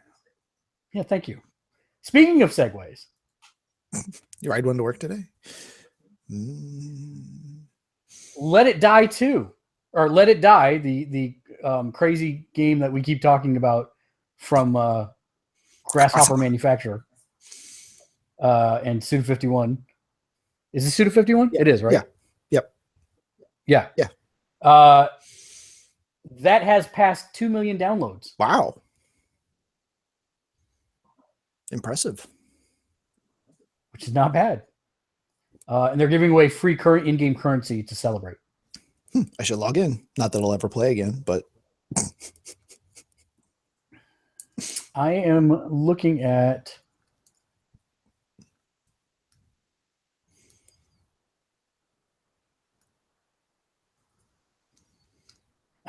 for the actual press release, because this one that I cited takes what they're saying out of context. There was a write-up basically that Gabe Newell is worth over $4 billion now as the founder of Valve Software. He's number 134 on the Forbes 400 list between oil and gas tycoons.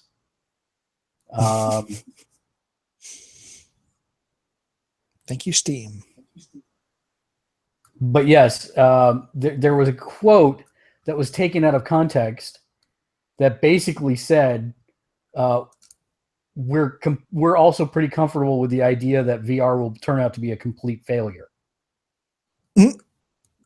What he said was, and this was reported by Polygon, which is where the original was before it was taken out of context like that.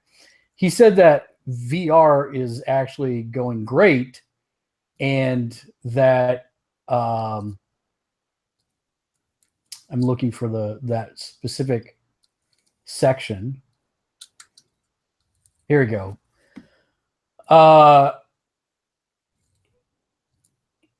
He said that he believes in VR as a sustainable business right now, and one that will grow at a steady, if unspectacular, pace for the foreseeable future. He's basically was saying that, unlike the last times that VR have launched in the 80s, it's going well, it's going consistent with our expectations, but we're also pretty comfortable with the idea that it will turn out to be a complete failure. Because he's like, if you don't try things that don't fail, you probably aren't going to do anything interesting. And so but people have taken that completely out of context. That never happens, right? No, never. Nothing. Yeah. So anyways, check out the article if you want some intriguing stuff from one of the richest guys in video gaming. It's over on Polygon right now. Cool. HTC will launch mobile VR devices as their follow-up to the Vive. A phone slapped to a headset. They haven't said a whole lot about it. It will be compatible with HTC's new flagship phone, the U Ultra, but it won't be a simple headset like Samsung's Gear VR. As video plays in our stream, yay. They're trying to figure out basically how they can bring the Vive with all of its motion tracking and room sensing into a mobile setting. So that's kind of interesting. The other interesting thing was that their financials came in and they reported an operating loss of $3.6 billion, which is about $116 million in American dollars. Even though they're the best-selling VR unit and the most expensive one next to Sony. Wow. I guess I wouldn't have expected that. Was that just the VR sector, or was that across the company? No, that's their overall. That's the phones and everything. Because they had some issues with the last couple of versions of the phone. Oh, so. Yeah. They've had issues with that stuff for years. Yeah. Resident Evil 7 has already recouped its development costs, which is good news because Capcom has not been doing fantastically. They really seem to have struck a gold mine, or struck a nerve. I don't even know what Resident Evil 7 seems to just have been the right thing at the right time all around for gamers, for fans, for the company. Just somehow that's one of those perfect storm things. And who would have thought? They did also address Dead Rising 4's very underwhelming sales numbers and acknowledge that it was not doing so well. They said they're going to try and combat that by really releasing more DLC. It sounds like the core game is broke from what I've heard, or it's not broken, but it's not Dead Rising. Right. They've stripped out everything that made the first two games to make it more accessible, and in doing so lost the core of the franchise. Yep. Right. Activision is teasing a Crash Bandicoot announcement, which is most likely the date for the release of the Warped trilogy, Insane trilogy, or Insane trilogy, not Warped trilogy. Yeah. That's another temptation there. That will definitely be bought at my house because my wife will love that. And it's completely new. That's something I didn't get when they announced it before. It's not just reskinned or up-resed or whatever. They redid the game from the ground. Yeah, no, they redid from the ground up. Yeah, it's pretty interesting.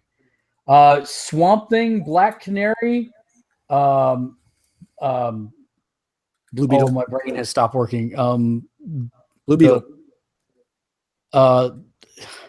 Batman, Villainous, Whip, Catwoman. Oh my God. I think I might have just had a stroke.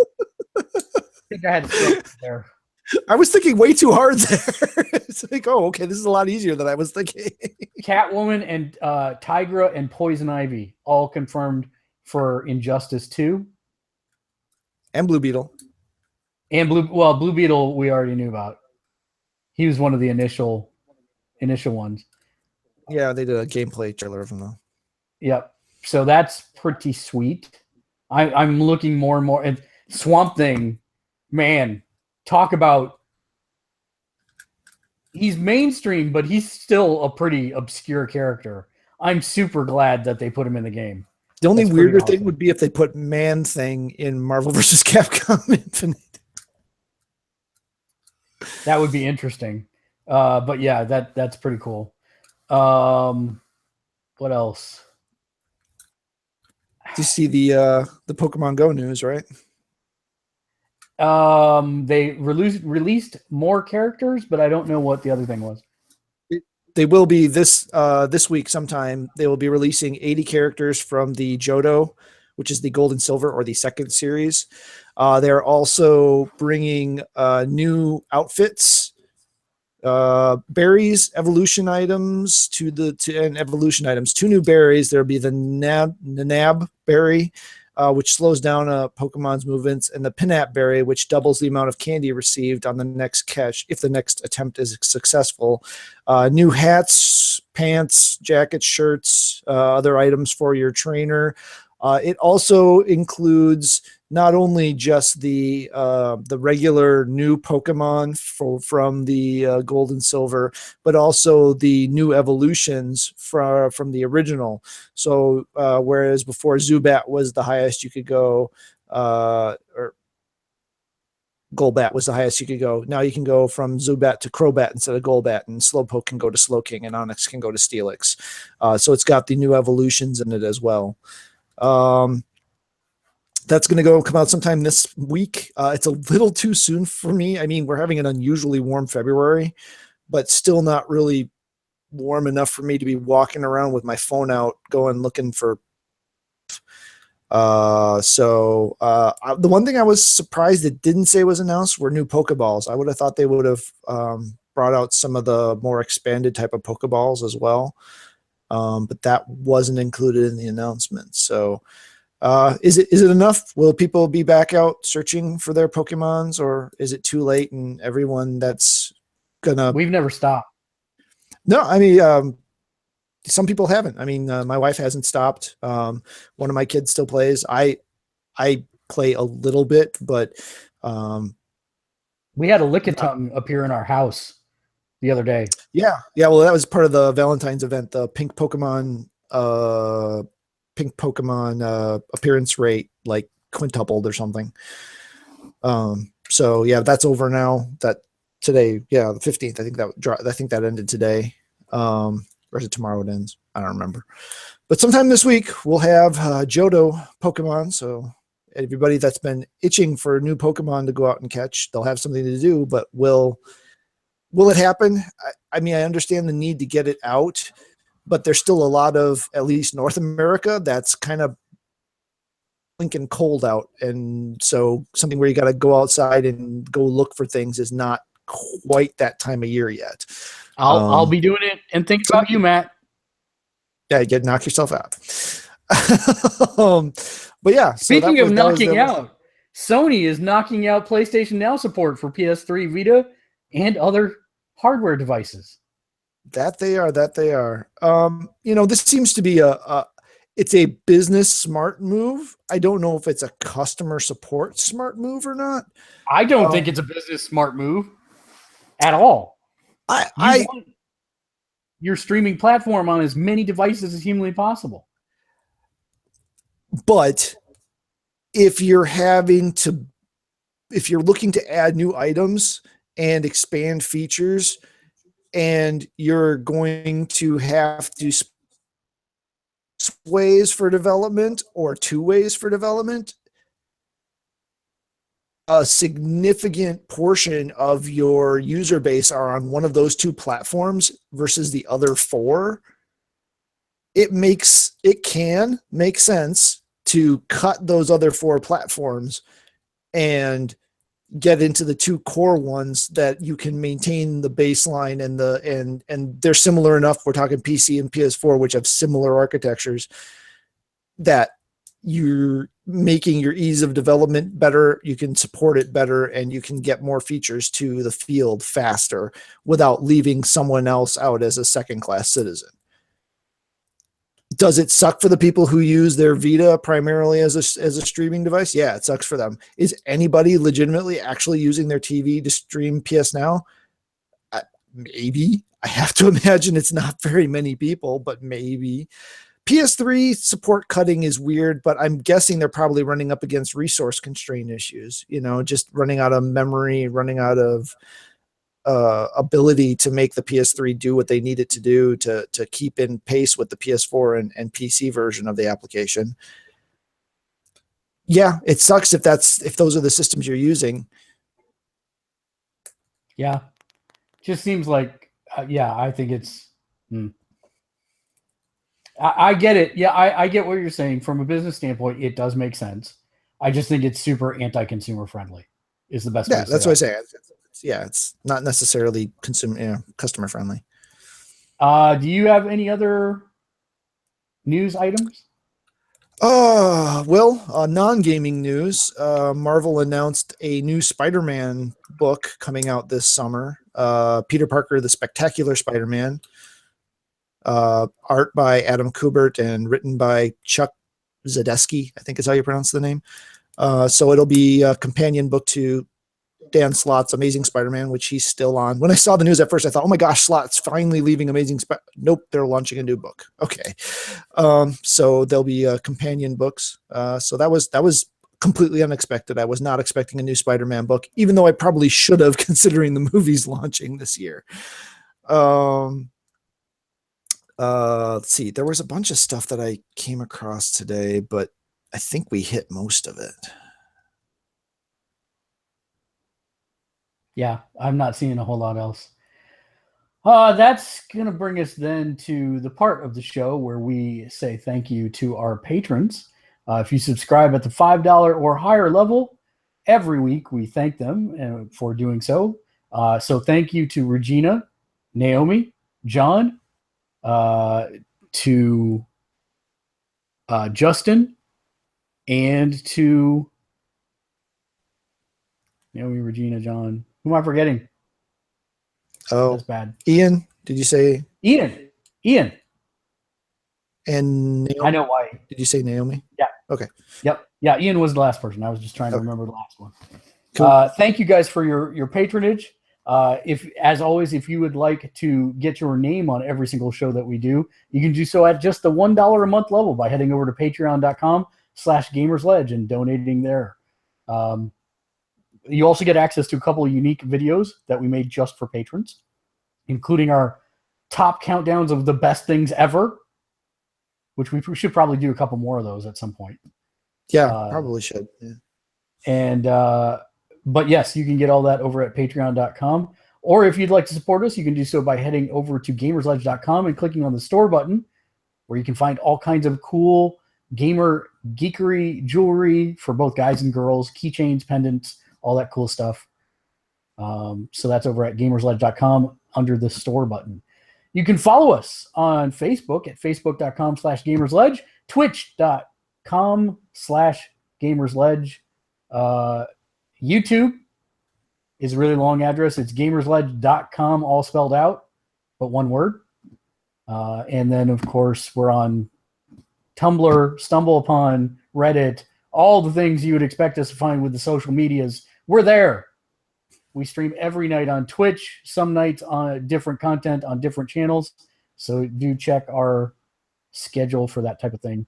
And we appreciate you watching. That's going to bring us to final thoughts for the night. Matt, final thoughts. Did you watch Legion? I have not watched Legion yet because it is not on a service readily accessible to me. I am going to watch Legion. Okay.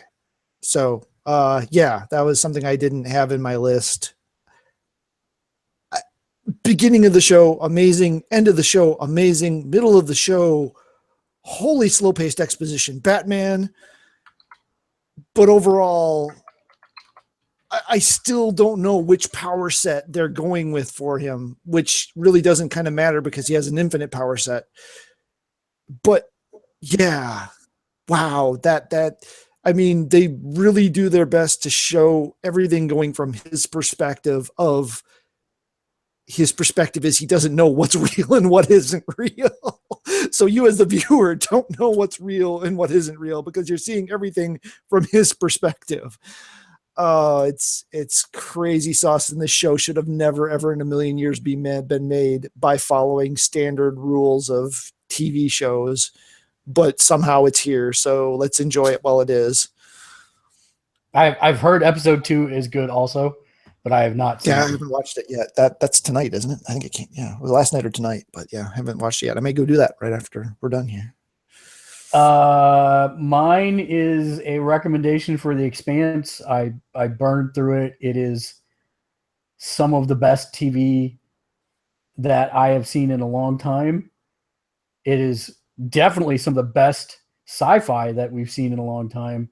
And it makes the rumor that Fox is, well, that's not a rumor. Fox said they're totally down with doing a Firefly reboot with the original cast members or remake or continuation with the original cast members.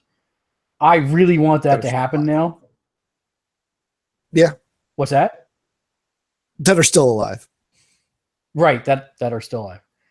Do we count Alan Tudyk? Spoiler. Boy. Although, man, his role in What's Powerless is cringeworthy. Yeesh. Well, I heard they sucked all the heart and soul out of that. So, it's interesting. That's gonna bring us to the end of the show, where we give you, the viewer, a timeless piece of wisdom to carry you through your week until we're back on the air tomorrow with our next stream. So, run fast, run hard. Matt. Yeah. What's brown and sticky? Oh, so many things. What is brown and sticky? A stick.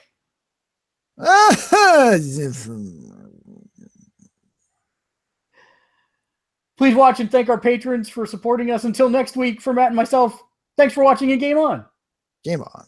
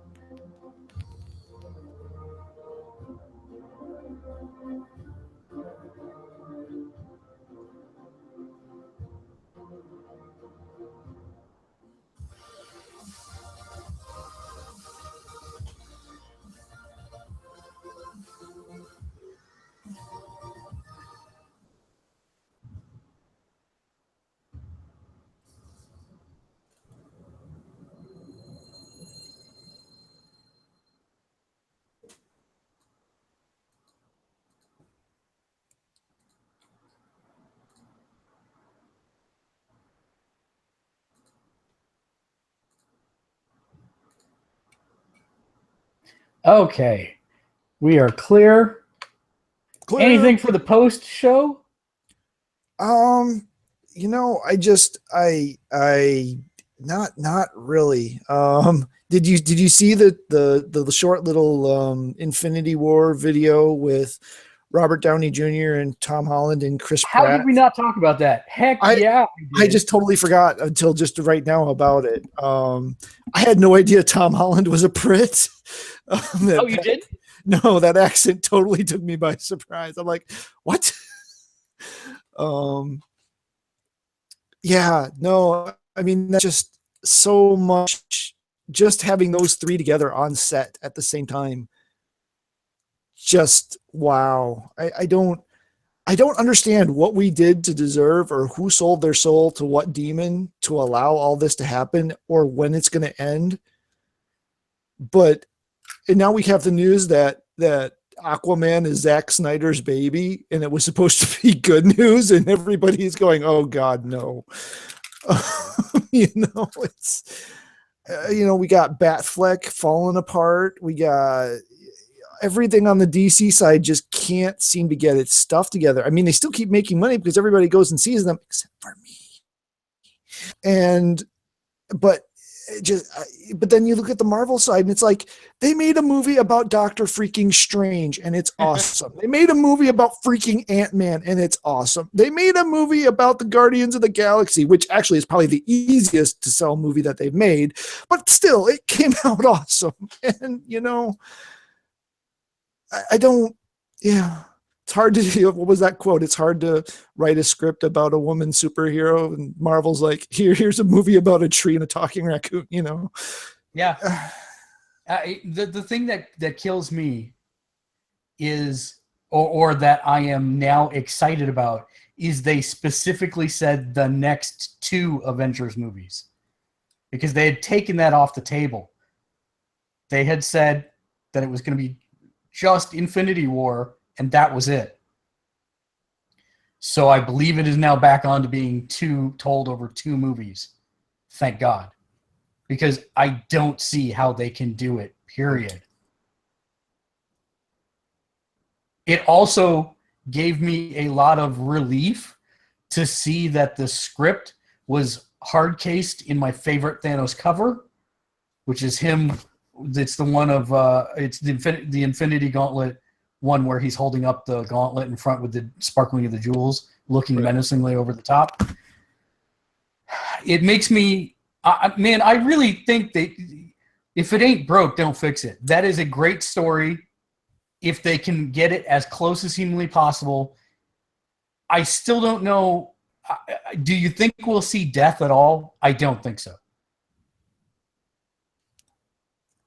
I lost you for half of that. In Thanos Quest, Infinity Stones, you don't think they can do something? I missed that part. Oh, yeah. No, the Infinity Gauntlet, the cover, the script that they showed that they had on the table. Yeah, with the classic Infinity Gauntlet pose, right? Yes. So I'm saying if it ain't broke, don't fix it. But do you think we'll see death? Normally I would say no, but they've been able to make everything else work. So we might just. That thing was dog-eared and sticky noted to death. Pun intended. I think we just might. They're giving this the time and the care and the thought that it needs. I think we might just. It kind of surprises me that we haven't had a leak on it yet, but they've been surprisingly good at suppressing that stuff. So they must have some "we will murder you" NDAs that's keeping stuff quiet. But man, I just don't know how WB with their pull and their weight, everything is just not. They're still making money. That's the only thing I can think of is as long as the movies keep making money, they don't have to care on whether it's critically popular or not. They keep getting hits. They keep getting tweets. They keep getting on the tops of the streams, even if it's negative news. So no press is bad press is they're going on and people are still buying tickets. So why do anything different? So dumb. But I mean, I was listening to Pandora at work and I had the movie soundtrack station playing and the classic Superman theme came on. That's been since the 1970, what is it, 79, 78 movie? Yep. And I mean, all the way through like the WB Superman cartoon, that has been the Superman theme song. And I think about what I know about this Superman, which granted, I haven't seen Man of Steel. I haven't seen Batman versus Superman. You cannot use that theme song with him. No, they're incompatible. And that theme song like embodies that core essence of Superman. And you can't use it with this character. I mean, what does that mean? Who thought it was a good idea? Zack Snyder. Yeah, well, no. Bad Zack. Roll up the newspaper, thwap him on the nose. I wish somebody would, but so here's one of the things I wanted to pitch to you. What do you think about and then Google Hangout? You're Googling what? Oh, Google Hangouts, you glorious bastard. Oh, what do you think about turning one of the days of the week that we stream into a comics discussion?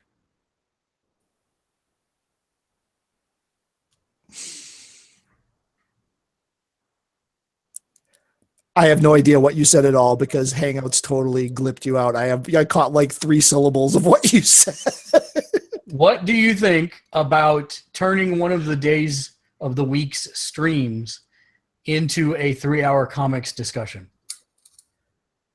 Oh, I think that I can't sacrifice that much time. That's kind of what I thought. Unless we turn that into Friday. I mean, I think we're really having good luck with the Friday game though. You know, I don't think we want to cut that. Right now with the way my schedule is, I won't, and I know this is where you're at, and I sympathize with this, and this is this whole discussion about streaming and stuff. I've run out of time to consume content. I know. Right. And Me too. and if I give up any more, I'm going to go insane. Agents of S.H.I.E.L.D. has been a casualty of war. Yeah, you haven't picked it back up since, have you? Since the break? I'll be honest, this half of the season is missing something. It's not clicking for me. It's not bad, but there's something about the writing and the pacing. I don't know if they switched writing teams between or what's going on, but something about the writing and the pacing is not clicking for me. It was especially bad in last night's episode. Now, I understand there's a story element to that they kind of finally tell you at the end, but it didn't feel like what the revealed that it was supposed to be. So I don't know. I hope it's not going downhill. I hope it's not going to get canned. Oh, we didn't hit Maisie Williams as Wolfbane either. We didn't hit that. Maisie Williams is what? Did you miss that? I didn't hear what you said. Oh, Maisie Williams as Wolfsbane in the New Mutants TV show. Oh, no, I didn't. Oh, wow. No, I didn't see that at all. It's not official, but the show lead tweeted out a picture of that is clearly Maisie Williams dressed up or done up as Wolfsbane. So nice. Yet, cool. But it's pretty much confirmed. That is very cool. And it's the classic lineup. So it's going to be Sunspot, Cannonball, and the other two that I'm forgetting at the moment. See, what? Yeah. I would like, I always feel that it's better when you have multiple people talking about something and you're reading current lines. I have this huge breadth of knowledge of past storylines and characters. Mm-hmm. I would love to come to the table and do a deep dive on one character or two characters a week.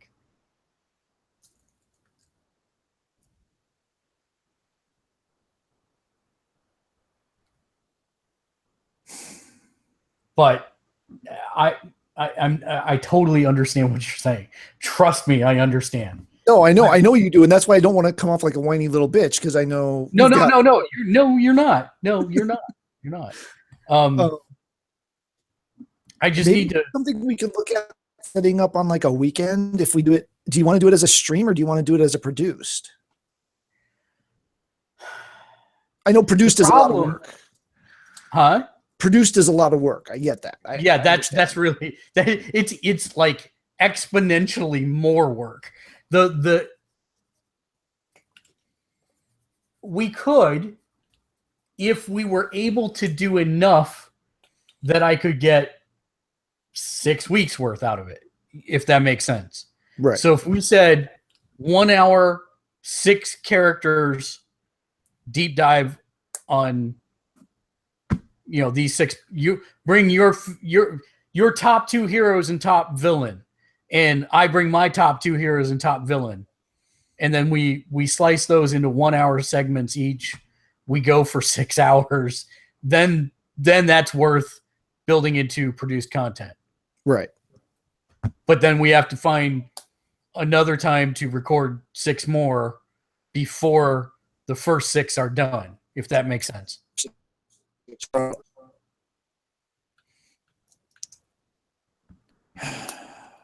Well, I think I could support something like that. If we could do a 3 to 6 hour thing, every, 3 to 6 weeks, I could see supporting that more than trying to cut out another night during the week to do another stream. I can do that.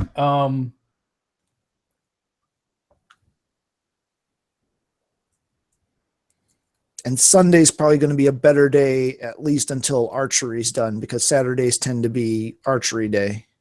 Well, I'm generally fairly flexible with that. Luckily, the problem. Oh, how am I going to do that? It used to be a very simple thing. Now, not so much. I'm going to have to figure that part out because I don't have anywhere to go privately film for 6 hours. Right. Is the issue now. Maybe we do it the other way. Maybe we just go for 2 hours to start, and I'll just keep canning them until we have 6. Yeah. Because I can make 2 hours where I tell everybody, leave me alone. Don't be in my camera. Don't make noise and shut the hell up. I can do that. Where is everybody right now, by the way? So when I'm doing my stream, God, I got the hiccups. You do. When I'm doing my stream, they generally go down to our rec room. Okay. Because it has Wi-Fi, and they work on their jewelry in the rec room and play pool and all that type of stuff. Nice. So, yeah, so which one of them sounds exactly like Lexi? Because I knew Lexi wasn't home that night, that Monday night we were playing, but yet I kept on hearing her voice. It's probably Skylar. Okay. Skylar's the niece. She's 11. Yeah. Sounds high-pitched and squeaky like my wife. Yeah, that makes sense. Yeah. That's kind of what I figured, but I wasn't sure. Yeah. So I remembered meeting the sister, and I didn't remember thinking she sounded like she doesn't. Lexi. And the worst part is that the nurse was here for the first time today, and she does not like her progress on her surgery wound, and she will probably have to go back into the hospital tomorrow. Oh man. That's fully what I am expecting out of tomorrow. Jeez. She's got an appointment at 1:00. I fully expect she will leave from there to go check into the hospital. Does she have a history of poor healing or? Nope. No. Just lucky. I just hope it doesn't turn out to be. I forgot we're still broadcasting. Hooray! Behind the scenes. Way behind the scenes. Way behind the scenes. Yay. So yeah, I actually kind of like this setup where, we've got the show if people just want to watch the show, but then if they want to see us be total geeks and nerdballs, then they can too. Yeah, that's kind of cool. I'm not sure what to do with it when I'm do we just leave it as a regular listed, or what do you Well, so what put it in a perfect world, when you go to post it, the normal one, add the link for the behind the scenes one if they want to watch the behind the scenes one. Because now it's labeled properly so that I think I labeled this one just the season 3 episode 237 BTS behind the scenes. Right. Because the What's Bobber has no idea. The automatic parser has no idea what to do with it. It's been erroring out, and I'm pretty sure because it's sensing there's duplicates, because there's one that's behind the scene that's named the exact same as the normal one, but with different times. Right. And it's probably going, I don't know what to do. So I've got to get with Peter on that to clarify that stuff up. Oh, wow. I'm going to have to find my old template for the Divinity Original Sin Enhanced Emo Edition title card. Title card.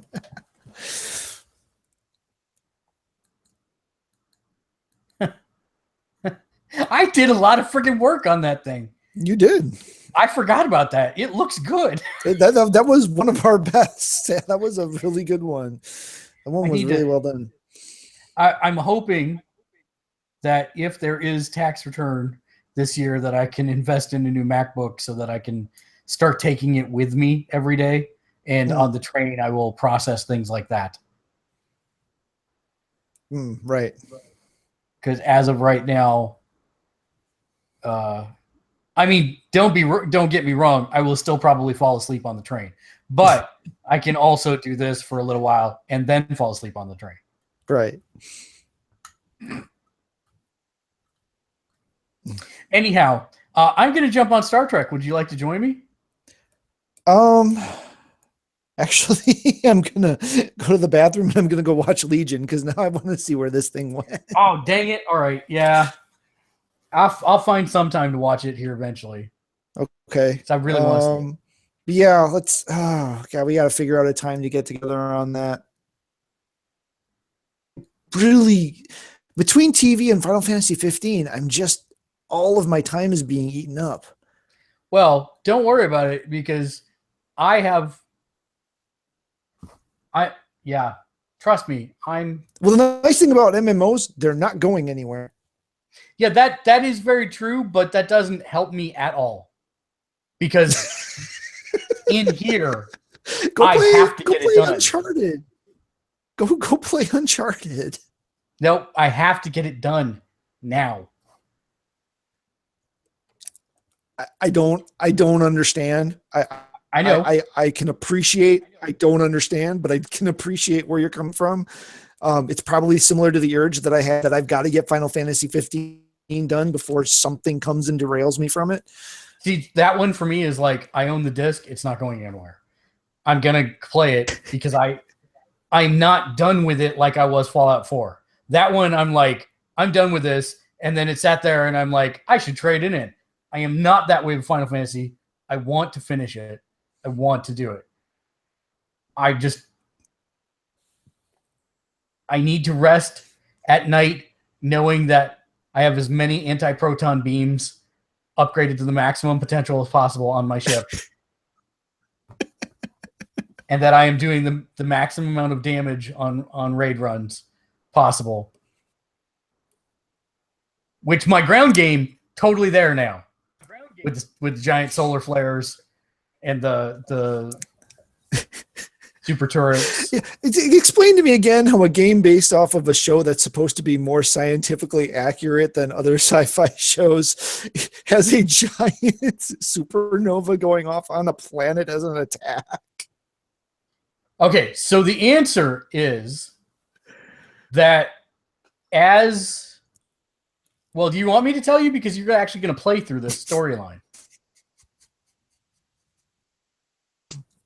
The answer is Google Hangouts completely froze on you as you tried to explain what the answer was. Well, no. The answer is, do you want me to answer it for you because you're going to play through that storyline? Oh, there's actually a storyline to that why that's a thing. Okay. All right. I'll let it lay then. That's one of the things I like about the game is that they actually have, I'm not saying it's the best executed story, but it's there if you want it and you take the time to read it. They actually do try to actually spell all that stuff out. Well, and that's the thing. And I mean, I that's my conflict playing with you and you want to play with someone, but you're really someone to post game with you that can go grind with you. That's your real goal in all of this. And knowing that the part of the game I'm going to enjoy is the part you want to rush through. Yeah, and the part of the game you want to enjoy is the part that I'm not going to enjoy. Yeah, I'm trying not to rush through it. And I appreciated that. I did note that. The problem is that the interface is not the best in that I forget that if I press the button to continue, it kills your reading of something. That is a dumb UI design, and I would have hoped that they had fixed that, but alas, they did not. Yeah. No, they did not. But I think it's actually the amount of story I've seen at least is actually really well done. I mean, we were further in the PC version than we are right now in the PS4 version. But it's different. It's surprisingly different. I mean, it's not radically different, but there have definitely been differences from when we played on the PC till now.